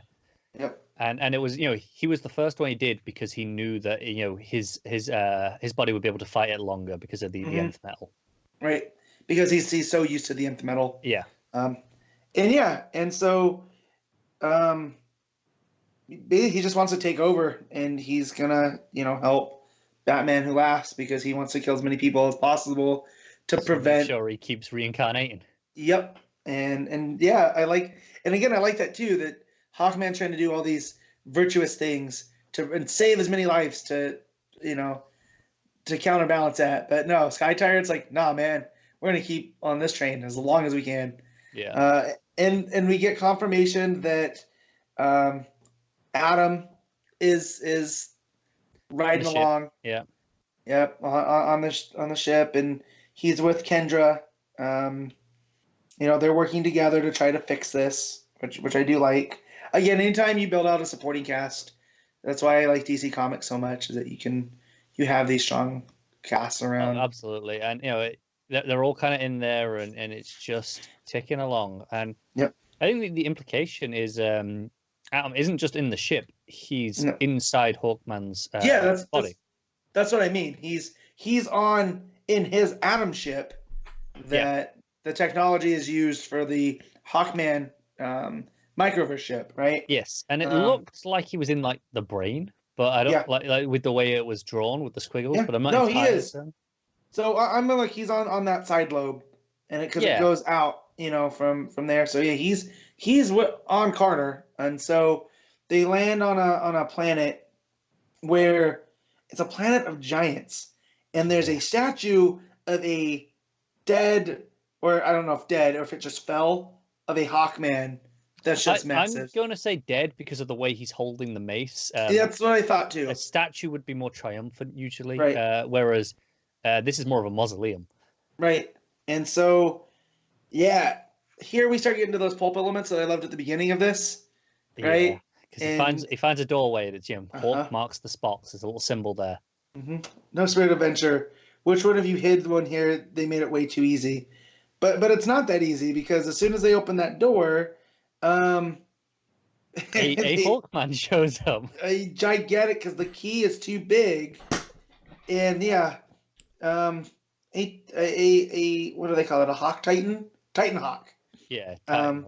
And that this is not a reincarnation. This is a legacy of this Hawkman. Yeah. Right? So this family, who have on this planet worshipped this Titan Hawk, and basically they were protecting this mausoleum, whatever this tomb. the tomb, and the idea is they hand down the armor to each other, but and always protect it. But they are not any reincarnation. They are just a family who respected it. So we're gonna get a fight in the next issue between this giant Hawk Titan versus Sky Tyrant, with Carter trying to pull the strings, but Kendra goes to a spot to try to contact somebody. And she reaches out and she tries to get to Adam Strange. So says Hawkman's in trouble. What are we waiting for? Let's go. Which makes the opening feel like a real nice setup with the Rand stuff. Right. Because at the start, it didn't matter that it was Rand. It was just it was a nice little reference to Strange with the dialogue or narration as it is. But it was more about setting up this cult and the diary and the key. So it worked fine, and then we're actually bringing Adam Strange into this because of course we are. Well, of course we are, and you have that complex relationship with Thanagar and Rand, and you have Kendra, who is leading Thanagar right now in Thanagar Prime, reaching out to those ancient enemies on Rand to help Carter out, and so I always love when these guys team up, and it also makes the death of Hawkman stick out. Yeah, that mini that we all read. I don't know if Pete finished it, but I know me and you did. Yeah. So, did we actually establish if this was Kendra or that version of Shayera? When I say I didn't mean Kendra, I meant Shayera. Yeah. Because it is. What did I not finish maybe? The Death of Hawkman? Oh, yeah, I read all that. Yeah. Oh, you did? Okay, I couldn't remember if you quit or not. But no, I meant to say Shayera, not Kendra. It's confusing because they're kind of the same person. They are the same person, but they're not. One's an aunt, but not really, because this Shayera's from. This Shayera is from Thanagar, while Kendra's aunt was Kendra Saunders, who was a partner of Carter Hall in the 40s, who somehow. That's where the Hawkman gets messy, and I just can't think about it. That's where it gets messy, is it? Yeah. Well, because now with all the... It's actually pretty straightforward at the minute. Yeah, because it's... Yes, they're all the same ones, but now you start putting Kendra and Shayera and Kendra Saunders in there. Yeah. Whereas Kendra Saunders the one that is now? I can't remember. I think this might be Kendra Saunders. All right, I'm looking this up real quick. Yeah, but I'm looking up either Hawkwoman. So that's my weeks. Well, my blind spot in Hawkman is Hawkwoman, just because when I first read Hawkman, it was the John stuff where he was creeping on Kendra, and she's like, "Yeah, you're a gross old man. I don't care what you say that I'm your reincarnated lover." Pretty much. But anyways, this is a fantastic book still, and I still can't believe like Venditti's become one of my favorite writers. I can't either. I can't believe this is like low key one of my favorite books. And you talk about you missing Olif. As much as I loved Olif on that arc, he could not have pulled off this double page spread of the Hawk Titan, that giant dwarfing footstep, and it looks immense. And Passarin does a fantastic job with it here. And I don't think Olif could have pulled off this sort of look for this planet. No, that's what I get. I like Olif, so when we got to Passarin, I got like not sad, but like all right. But no, Passarin just kills it. Like Titan Hawk, come on, Rainian Hawkman, yes please. So yeah, and it's just everything's so clean and no. So what you rating this one? This is a 9. I love this issue. I was gonna give it a 9 too. It was the one that I knew I was giving a 9 to. Well, I'm sorry. Yeah. And just real quick, so it was Sharon Hall was the 40s that Kendra's reincarnated of. Yes. So it's Sharon, which is close to Shara, and that they're related.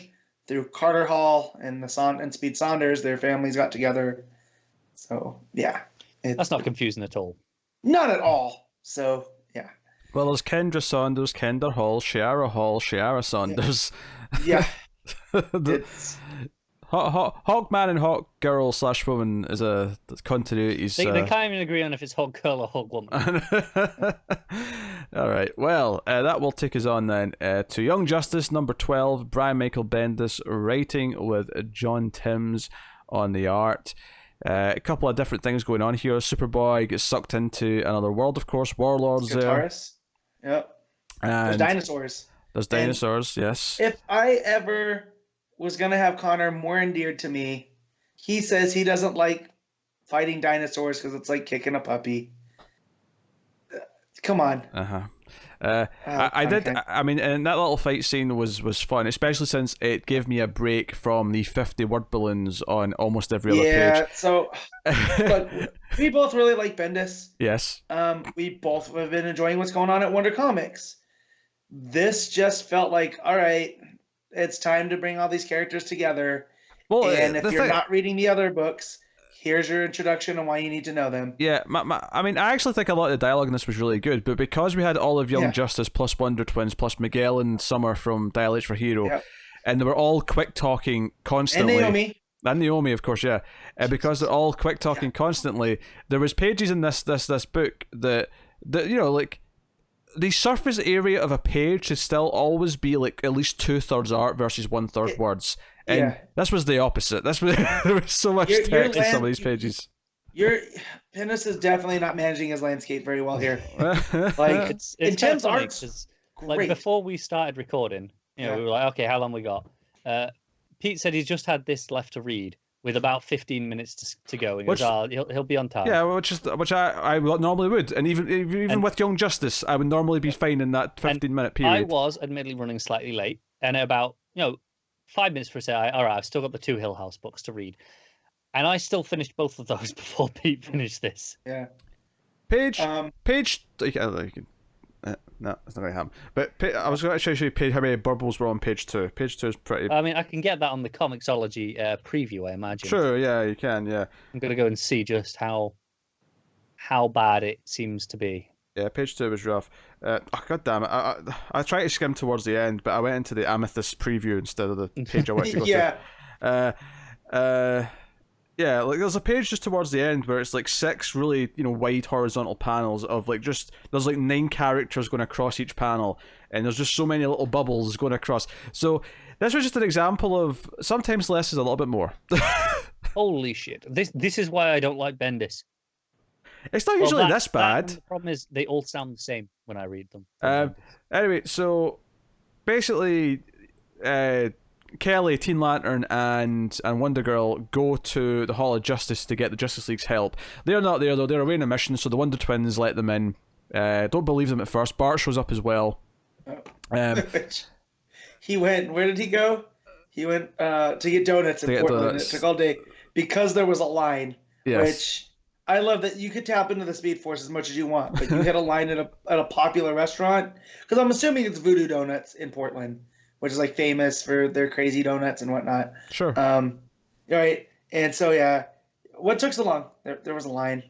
I love Bart. I need more Bart Allen in my life, because then we get the payoff with the Wonder Twins and the code in the Hall of Justice. Yeah, their code given to them by Superman's not working. Yeah, whereas his flash code is working for everything. And there's a lot of good banner in here. There's like a lot of like in fact when they realize Bart's not there, someone says, like, where's Bart? And someone goes, yeah, where is Bart? And I could feel the delivery of the line because it really fit really well into the scene. It's too quiet. Where's Bart? Yeah, that's the vibe I got. And then when they try and open the portal at the end to see if Superman's going to come out, it ends up being Miguel and Summer. Superboy. I meant to say Superboy.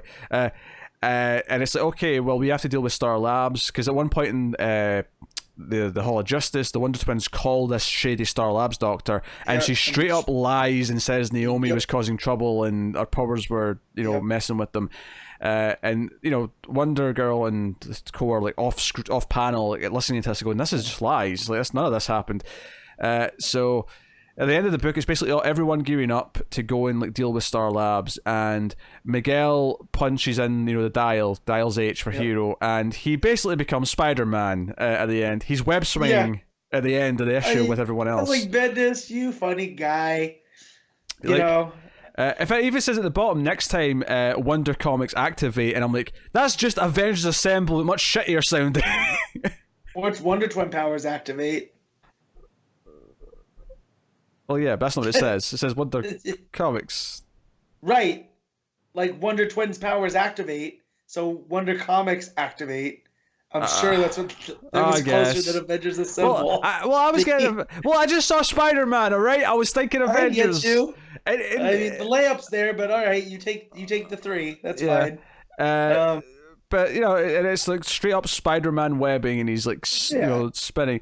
And then there's lots of little good bits of dialogue. Obviously, I hate Drake's costume still, and the name Drake. Yeah, but I love what's going on here, where he's trying to reach Steph, and it won't go through. So I wonder still what's going on there with her.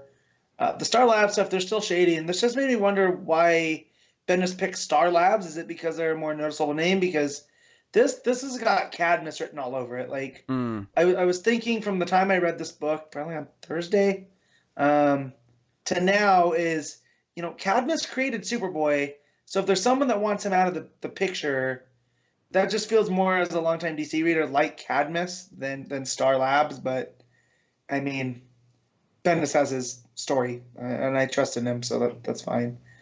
But and Drake, and Jenny interacting about her birthright and all of that stuff. I thought that was a lot of fun. Yeah, because Tim offers like, hey, Batman could probably take all that voodoo crap off you and store it and dispose of it. And he's like, nah, that's my responsibility. I can't really give it up.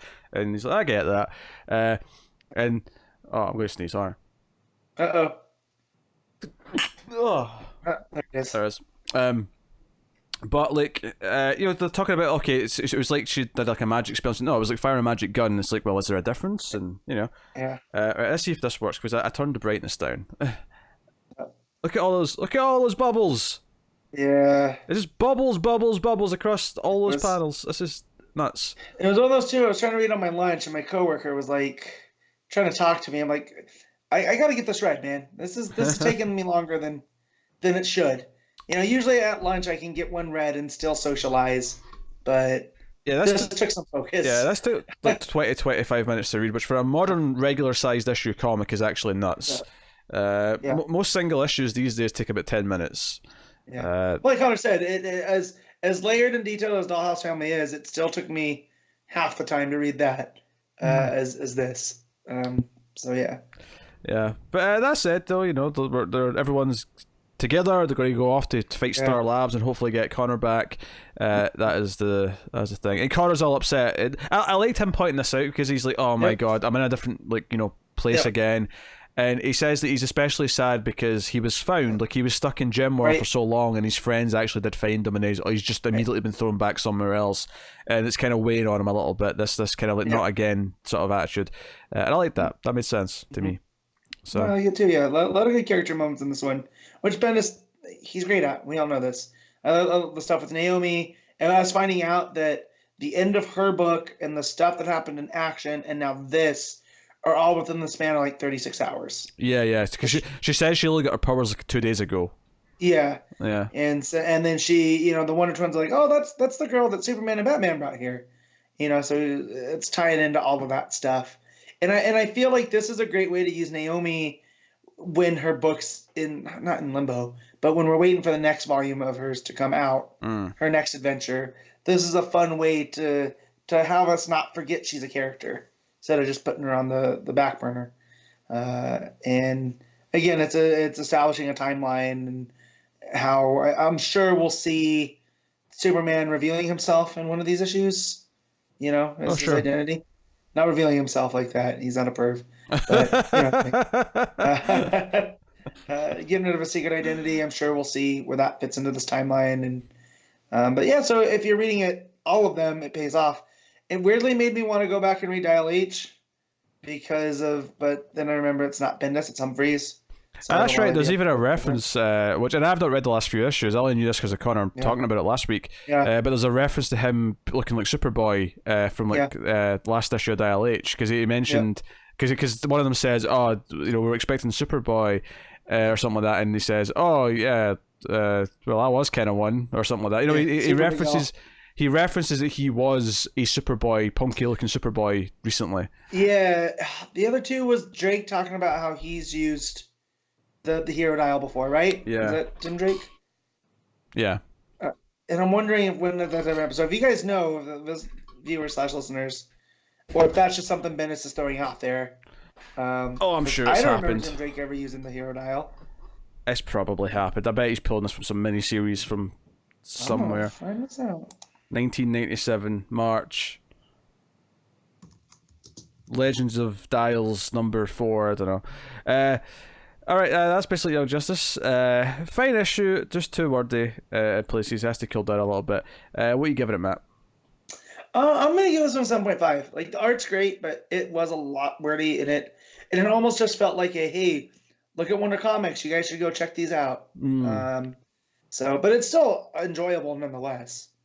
Yeah, I'm gonna give it a 7. It would be higher. I think that, it was just a little bit too heavy on the dialogue, and obviously, and that's on Bendis' own scale, because I accept that Bendis has got more dialogue than most writers, but this issue was particularly wordy. So, so 7 out of 10 for me. All right, that'll take us on to Daphne Byrne, issue 1. Laura Mark's writing with Kelley Jones on the art. This is another new number 1 from the Hill House Comics line of DC Black Label, just to be confusing and have a label within a label. But, it all makes sense. This is about a mother and daughter, the daughter being Daphne Byrne specifically, and the father's out of the picture, he's died, and the mother goes to a medium. And we get a sense of the character of Daphne Byrne, and that she's a very cynical child who, when she's taken to the medium with her mother, basically as soon as they get outside, she's like, that was bullshit. Because I made up that story and they bought it hook, line, and sinker. Yep. Plus, Regulus is not in Orion's belt, so when she had said that, I was like, Regulus is not in Orion's belt. And then you find out that that was her ploy. But also, it's not that she is skeptical of like an afterlife of some sort. Yeah, she does visit her father's grave kept, and talk to him and hope. And talks to him about what happened at school and whatnot. Yeah. It's set in 1886. There's a lot of stuff with Daphne Byrne at school, and she gets a lot of crap from a school bully. They make fun of her for like staring off into space and all the rest of it. Now she is a bit creepy though. She does cut off the head of a doll, so I mean she does have a bit of a creepy kid vibe and going. She's into geology. Yep, because she's telling them cool facts about rocks, and when she's at her dad's grave, she's like, "Oh, you like check Stig rocks." I've been telling Connor this. Cool facts about rocks is never a sentence. Bull crap. This is a limestone is flipping dead crustaceans compressed into. That's not cool. This is a crossover conversation with a recent review of Lost in Space season 2, because there was a whole thing in that with the kid impressing a girl with these rock knowledge. Well, that kid and me park our cars in the same garage. The line igneous rocks are like frozen fire. Yes. Come on. Oh jeez. So yeah, I mean, so they have this kind of seance. Daphne doesn't really believe it. It's a whole thing. And then the conclusion of the book, she has these like nightmares where she's in the graveyard with her father's grave, and there's like spirits talking to her, her father even, and she's kind of lured. It was kind of reminding me of Dollhouse Family. It wasn't all that dissimilar to Dollhouse Family trying to lure the people out of the black room. It felt kind of similar to that to me. Not as gripping. This is the first Hill House book that I'm kind of like, okay. Yeah, I wasn't super in love with it. I mean, I didn't dislike it either. It was kind of fine. No. I'm sure it'll read great in trade when we have the full story, right? But month to month, I don't know. It feels properly creepy, like with that dream that she has, and they go to the secret, their group has a secret ritual, and they make her kill the pig because it has to have a sacrifice. Yeah, in the dream, yeah, and then she wakes up in bed. The final page is her waking up in bed, and she's got blood in her hands. Right. Which, but I remember when this book got announced, this was the one that was kind of like, okay, a cult, that's cool, but the name did not. Daphne Byrne did not move books to me, like the other ones did. I do also think there's kind of the last page with the blood in her hands. I think there's also kind of because of her age, I think there is meant to be kind of there could be a visual here or a parallel to a girl having her first period, like because she's in her bed and she's got blood in her hands. I think there's meant. Well, yeah, too. That's something I want to point out. The problem with the art is that her age feels really inconsistent. Yeah, sometimes she looks like an 8-year-old.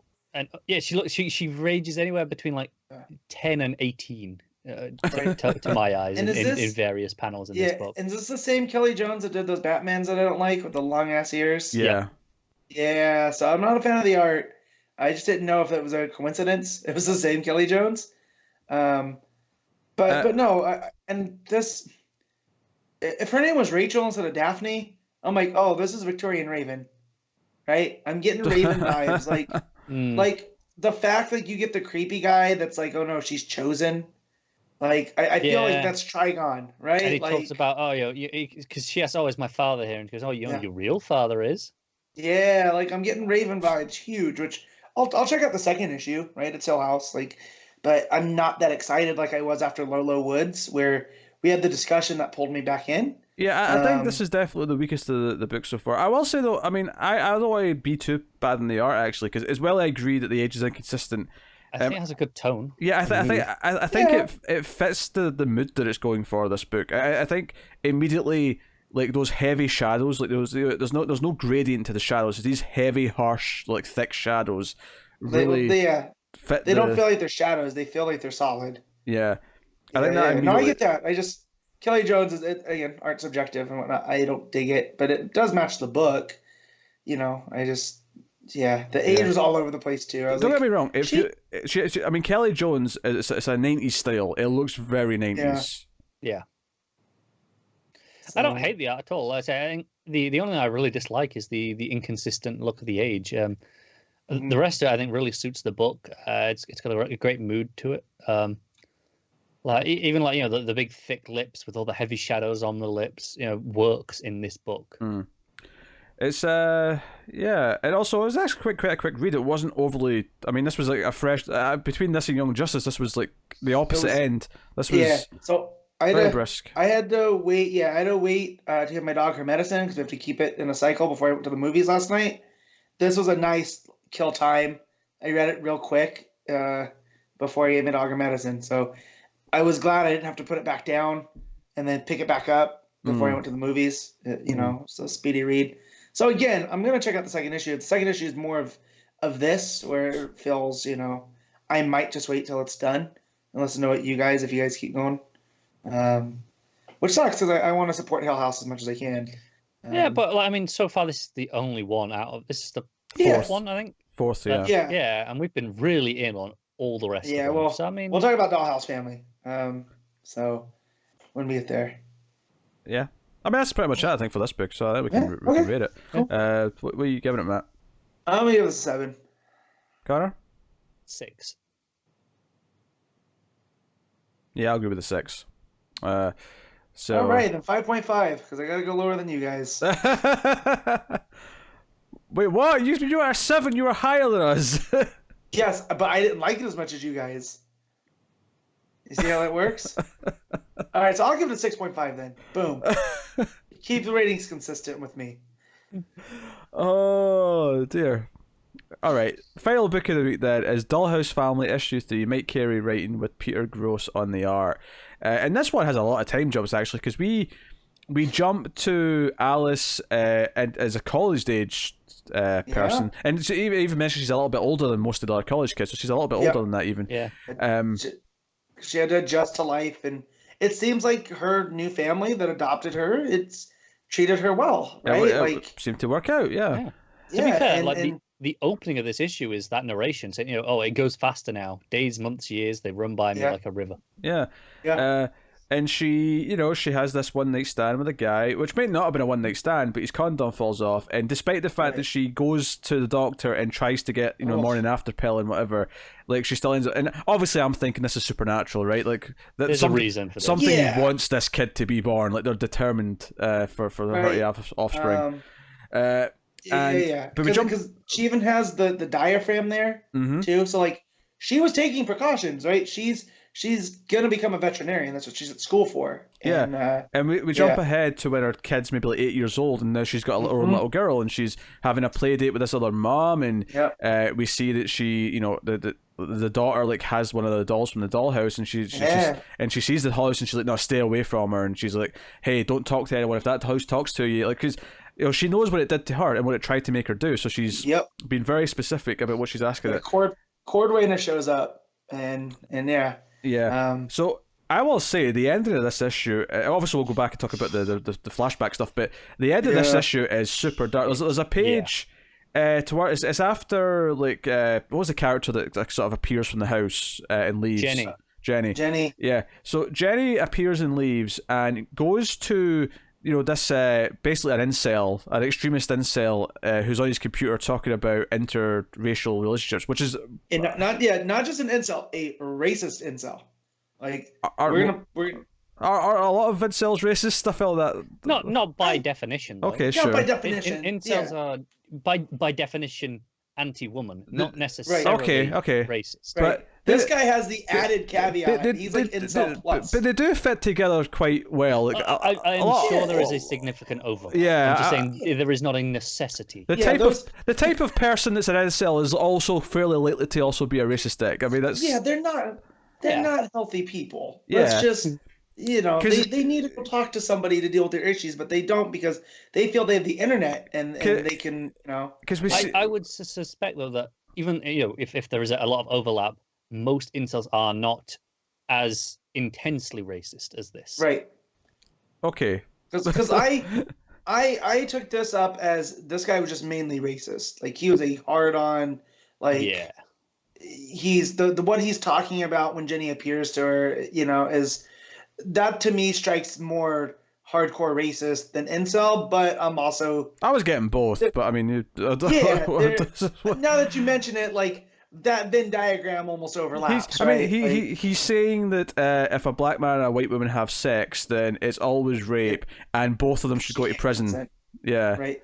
Like he's saying these extreme things, and he's also got a lot of like various things. Let's just call it arson related like equipment. Yeah, because Jenny's like, oh, you've already had the idea. So this is the black room reaching out to corrupt him. So we're waiting now. We're waiting to see. What is Jenny convincing him to do exactly? What's the plan here? And the end of the issue is that her car won't start to take her kid to school. So she's like, okay, we have to get the bus, and they go to the bus.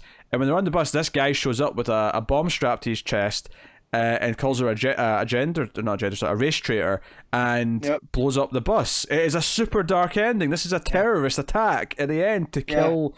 A miscegenator, which in our current culture, the fact that I knew what that was, and I've heard that word before this, it upsets me, right? Because that's where we're at in 2020.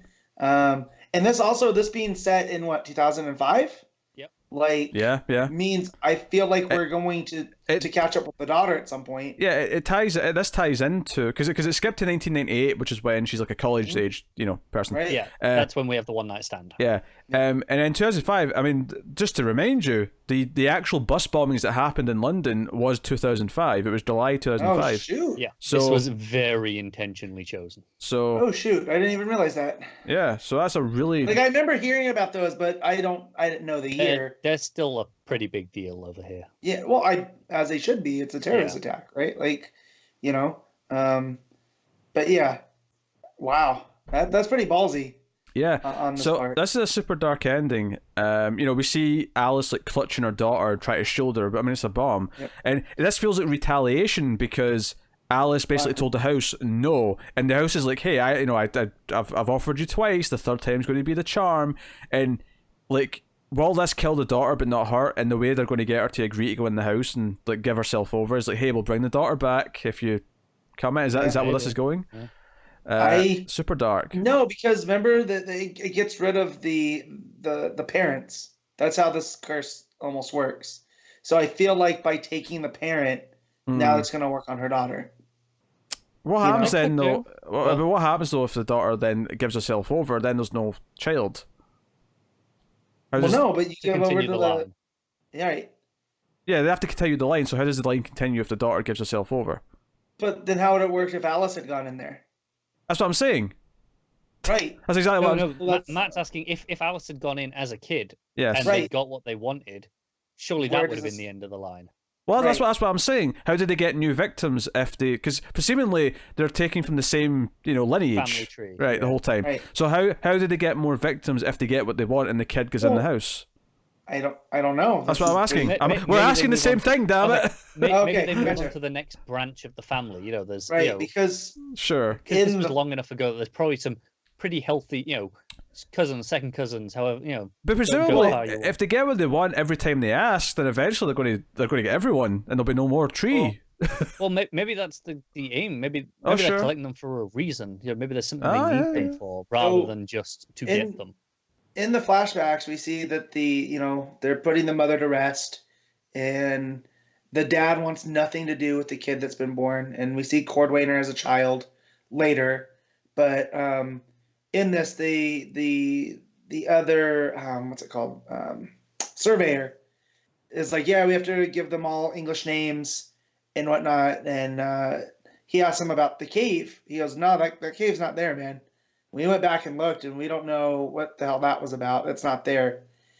So I think his name's Joseph. Goes back and ends up running into this devil, right? And she kind of just hints at this is what she was brought about on this earth to do, right? Yeah. The narration also says this is his last night on Earth before he goes in. And it's worth mentioning, he does not treat his son well because because his wife died in the birth. Childbirth. He refers to him as that. He never says him or whatever. Like he's always he's completely awful to him constantly. Yeah, and we see Cordwainer the inventor that we've hinted at from the Dollhouse, because even as a kid he is creating these devices and falling out of trees and whatnot, and so we see that, and we also see that a what looks like a priest attacks Joseph with a what I thought was like a holy item, and I'm not even going to try to pronounce what this is. Yeah, it's some Gaelic term. Yeah, it burns the kid's hand, and it's like, well, this specific material, or at least a specific symbol, hurts whatever he comes from. So so that's partly why he wants to go back to the cave, because he thinks he can maybe find more of this metal, find it, kill them, or whatever. So I'm thinking this is the same thing that brought whatever these are to Earth, and that's what it's made out of, because they talk about that metal only being found in that one location and whatnot. Yeah, that stands to reason. Right, and but yeah, so it's super dark with the dad. Like it's definitely hinting that he wants to kill the son, which we know doesn't happen though, because where's that factor with the Dollhouse, right? We know he enters the Black Room because he's one of the figures that Alice had met, along with Peggy O and the rest of them. So where does this all fit in, and how does Alice fit in? And I really love this book. I got from those back things, and then from the flashbacks, to seeing the demon fully embrace like a demon with the wings, the wings and the leg, the goat legs, the goat legs and the tail. Yeah, and you're like, oh also, man. Obviously, there's a lot of sexual stuff in this book, between the sex in the cave and the sex in this issue, and the idea of offspring. Did anyone else notice when he was walking out of the cave towards the end? It looked like he was walking out of the vagina. It was very H.R. Giger. Yeah, a little bit. Yeah. And so very, very intentional. Yeah, and I feel like that's the underlying of this book is lineage and about breaking out of what you think is a family curse, right? And sometimes it has a way of pulling you back in. And at one point, Demon Lady's even just talking to the celestial being. She's just having a casual chat with it earlier in the flashback. They tell him to shut up, what do you even know? Like there's this relationship there. Like, man, if I don't know if they have the same deal, Joe Hill and Stephen King with Netflix. All right. I'd love to see a Netflix mini of this. I mean, what my question is, did the Demon Lady come down with Celestial, or is it just was she already there? Yeah, is it a happenstance that he just kind of landed where she was trapped or something like that? Yeah. What's going on? Or he trapped her there? It's like interesting, because it's there? she says they've got to keep each other company, just the two of them, until the end of time. Right. So and she does not like that. No. But yeah, no. But again, she accuses him of shutting her in the cave. But she can't leave. But humans can come and go, right? If she wants them to. Yeah, she's gotten out. Yeah, you almost get the idea that like the Celestial is actually a good being of some kind that is trapping her there because she's dangerous or she's evil or whatever. Which that plays into the Cthulhu mythos where there might be good beings to counterbalance the old ones, And so is this one of those type of situations where like what if the Celestial falling to Earth was like the ending of a battle where it kind of took her down with them, and it was like a sacrificial thing where I can take her with me and keep her trapped, or something like that. I don't know. Possible. Yeah, I'm really intrigued. Yeah, I'm digging this a lot. Like, do we know if Tim has read this? I know he's reading Basket, but I should ask him. I don't know. Maybe he's waiting for the trade because. Yeah, this is definitely his type of thing. Yeah, it seems like his type of thing. But no, I like this and Basketball Heads are like. I think easily.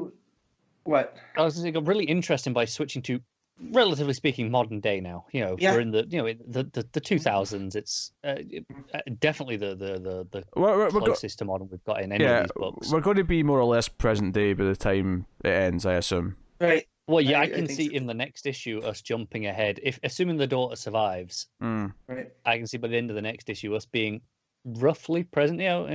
She's got to be 6 or 7 in this issue. Yeah, well, she was conceived in 98. 98, and this is 05. She's 6 or 7. Yeah, let's assume she's born in 99, so she would be 21 if we end up in 2020. Yeah. So I can see us jumping ahead to around this. Maybe. God. People born in 99 are 21 now, or turning 21 this year. God damn, we're getting old. Yeah. I remember listening, I forget what show it was, but the host, it was on a podcast when they would do live shows, and the audience ran young. He goes, I'm going to bum everybody else out in this room. What year were you born? And someone goes, 2002. And it was like, oh my God, I was in high school then. Actually, this is the thing. I didn't even play this game, but this fact weirded me out. That a couple of years ago, we got to a point where it had been longer since Grand Theft Auto Vice City came out than it had been since the 80s when Grand Theft Auto Vice City came out. Like, we're actually, like... Good Lord. Like, when that came out, they were closer to the 80s than we are to that game coming out now. Which just shows, like, how quicker time passes for you as you go older. Like, time is a fickle beast. Yeah, like I think when you're young, like the 80s seemed like ages ago to me when I was a kid. Man, flipping 2010 feels like ages ago, and then you're like, no, it's actually not. Yeah. Now the 80s is ages ago. It is now, but it like everything since 2000 feels like it was recent to me. Everything. Yeah. No, that's kind of why I said this here. It's 2005. I'm like, oh yeah, this is modern and. 15 years. It's 15 years, exactly. But in context, it feels modern, doesn't it? Yeah. So, my mate's going to think. Yeah, it's weird, but anyway. So that's a Dollhouse family, issue 3. Interesting stuff. What else to say, Matt? Would you want to give it? No, I'm gonna give this a 9 as well. This is really good. Yeah, I really enjoyed this issue. Connor? I'm gonna go with a 8.5. I'll give it the 0.5. I'm gonna go with 8. The art's not necessarily as much for me as like Basket Full of Heads art is, for example. So not as much to my taste. Although I do think it fits what it's doing. So yeah, I'll give it a straight 8. But there you go. So that'll take us out of the part of the show where we pick our favourite stuff of the week. We pick our favourite panel/moment, favourite cover, favourite art, and top 5 books. So that's what we're going to do. And I didn't get Diamond up in advance so that I could look at covers, so I'm going to try and do that now as I You fool. ask the first question. Matt, what was your favourite panel/moment? Shoot, I knew it was coming to me. Yeah. I'm always first, but I don't know if I have. No, I'll give it to Hawkman. The reveal of the Titan Hawk, that was rad. That was super cool. I like that a lot. That's fair, Connor. I'm going to go with the single panel of Batman in the rain after he realizes that Alfred's not there. Yeah, that was Just that one panel is fantastic. That's probably one of the best emotional beats of the week. I'm going to go with Batman Downstairs. I'm going to go with the morgue, that second page with Jefferson. That's good too. I thought that was really well done for a character that we'd barely met. I thought it did a really good job of giving you Jefferson's shock that this type of evil had infected his world. Like, he's always been Black Lightning, sure, but he's never had to deal with the League of Assassins and Ra's al Ghul and all this shit. This was like extreme for him, so I like that. Best cover of the week, Matt.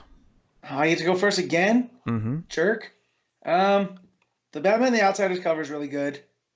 The variant with Black Lightning. That's pretty nice.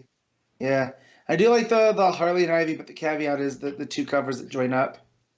To be fair, it is one image just split in two. It is. One stupid thing. There's a Matina Batman variant with Deathstroke on the Batmobile. That's not bad. Yeah, that's not too shabby. Yeah, I think I'm going to give it to... It's not a standout week for covers, is it? It's not. I'm going to give it to the Batman Outsiders variant. There was a lot of things that thumbnail sized I thought looked promising, but they weren't as perfect as I was hoping when I clicked on them. Look at the Supergirl one. Yeah. In a thumbnail, I think she's carrying a championship belt. And then I click on it, and I'm like, "What is this?" And it's someone over her shoulder. Yeah. Right, like a bank robber. Because that's one makes sense. That's one that I clicked on because it looked promising from the thumbnail, as did both Dollhouse family covers. And both of them are good, but neither one was quite as perfect as I was hoping. Same with Young Justice; they're both super noisy. There's a lot going on all of them, so. I think I'm going to have to go with the regular Daphne Byrne cover. While it wasn't necessarily the best Hell House book issue 1, I think that cover is super atmospheric and moody, with the creepy bald-headed figure with his hand on the girl's face. If I were to walk past that poster at the movie theater, I would keep walking fast. That's all I'm saying. So I'm going to go with that my cover of the week. Cara, what's yours? Yeah, I'm doing the Middleton Harley and Ivy dual there you cover. Go. Sure. Because it's for whatever reason they split over two, but it's basically a wraparound cover that they were dicks about. So I'm counting it as well. I want to give a shout out to the Catwoman variant because I just clicked on it. It's not Art Germ, but it's Ian McDonald doing an Art Germ style cover, and it's a really pretty cover. I do like the way the lighting works on that. Yeah, it's a shame that no one's reading it, isn't it? Yeah, all the purples and pinks sort of colouring on that is beautiful. So I just wanted to give that a shout out. All right, cool. Best art of the week, Connor. Oh man, I've got 3 books that I really like the art in between Batman, Harley and Ivy, and Hawkman. I think the art in all 3 of those is top quality. But remember, if you pick Batman, you're also picking Gilla March. Okay. Right, yeah, that's a fair point. And do you know what? Looking at the issue as a whole, those 2 pages mean I can't pick it. Yeah. Not over the other 2, which are consistent through the whole issue. I'm gonna give it to Hawkman actually. I think it's great. Yeah, I would. I'm close to giving it to Batman, and I don't even necessarily mind the fact that there's those 2 pages at the end. I can just ignore those and just look at the Daniel stuff. But I do think that I'm going to go with Batman: The Outsiders for Dexter Soy instead. It just inches it out for me, I think. Matt. So I had mine narrowed down to 3 as well, and it's Hawkman, Batman Outsiders, and Harley and Ivy. Dexter Soy is all good, but Passarin on Hawkman. So I told that about Oleaf just to set a tone, but I got to be honest, Passarin is the best this week. Which was your other one, Connor? You had Batman and Harley and Ivy. Okay, and Hawkman. Just checking. Yeah. All right, so top 5 of the week, Matt. Go. All right, top 5. Number 1 is Hawkman. Number 2 is Harley and Ivy. No, number 2 is Dollhouse Family. Number 3 is Harley and Ivy. 4 is Batman Outsiders. And 5 is Batman. Okay, Connor? Yeah, I had a really strong week this week. Yeah, 3 8.5s and a 9 out of my 5 books, so I can't complain, especially after last week's. But Hawkman at 1, Batman 2, Harley and Ivy 3, Dollhouse Family 4, and then Daphne Byrne, which is still good. It's just it's notably the weaker book. I still give that a 7. Just weird. I didn't have a as strong. I had a very consistent week. Yeah. I had a lot of I had a lot of 7 and 8s, which is good. Which is fine. I'm perfectly happy with a week like that. It makes it harder to do the ranking though, because I don't have because sometimes okay, if I've rated one book a 9, that's obviously number 1. If I've rated, I don't have that. I have to kind of really properly think about this as I'm looking at them now. So I will go number 1, Batman. Number 2, Batman the Outsiders. Number 3, Dollhouse Family. Number 4, Supergirl. And number 5, Young Justice. There you go. That's my top 5. So there you go. And mine's just quite different because I didn't read Hawkman or Harley and Ivy, which both featured very heavily on your 2 top 5s. So there you go. That is our top 5s for this week, which will lead me to tell you what's coming next week on the show, on episode 190, getting eerily close to that 200 mark. So coming up next week, we have Aquaman 56. We have Batman's Grave issue 4. There is the Flash 86. We have Flash Forward issue 5. I know Matt's going to be reading that. We got Freedom Fighters issue 12, so that's ending next week. So that's cool. He-Man, The Masters of the Universe number 3 is out from DC next week. Justice League Odyssey 17. Legion of Superheroes number 3. The Lolo Woods issue 2. We have Lucifer 16's out. Nightwing 68 is out. The Question, The Deaths of Vic Sage issue 2 is out, so that's cool. Excited for that. Yeah. Some of these sneak up on me because every 2 months it's like, it's been long enough that I've forgotten that's a thing. And also, then I thought that was a 3-issue book, but it's 4. I remember 4. That was part of the news we talked about. They moved from 3 to 4. I don't remember that at all. Maybe I was missing that week. Maybe. Jimmy Olsen number 7's out next week, and Teen Titans 38. So another weird week. Honestly, look, this weird oversized week 3 last month, and then the way that we've had an extra week this month, it's really shook up what the set order is for each week of the books. Yeah. Very odd. Do you know something really shit about Flash Forward? Well, all his kids are in that book. I knew that. Shut up, Connor. I knew that. I'd heard that. Yeah, well, I'm ruining it for Matt because I had to learn that. Well, and last week when you were talking about the multiverse, where they were the alternate Earth where they're mixed. In the H style, yeah. Yeah, and they found out that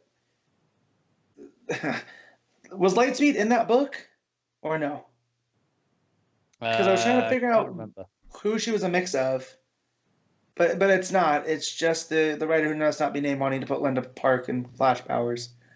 So she factors heavily in, I guess, in Flash Forward. So that was her first appearance. So, okay. Yeah, it's a mix of if you can't put together. It's Godspeed and Linda Park with Flash powers. So of course, who didn't put that together? Yeah. Yeah, obviously. That book makes me so mad because it's something I do want to read, but then I look at the creative team and I cannot. Yeah, I can't. You just can't. If it was one or the other, I could, but both of them, I'll get flashbacks to other books that they did together, and I don't like that. Of course not. So there you go. That is basically the show. That is Cots from the Multiverse 189. Got a couple of things to tell you about, of course. It's a really good time to remind you that we just started a new show. It's on the same feed, and it's also on the YouTube page, of course.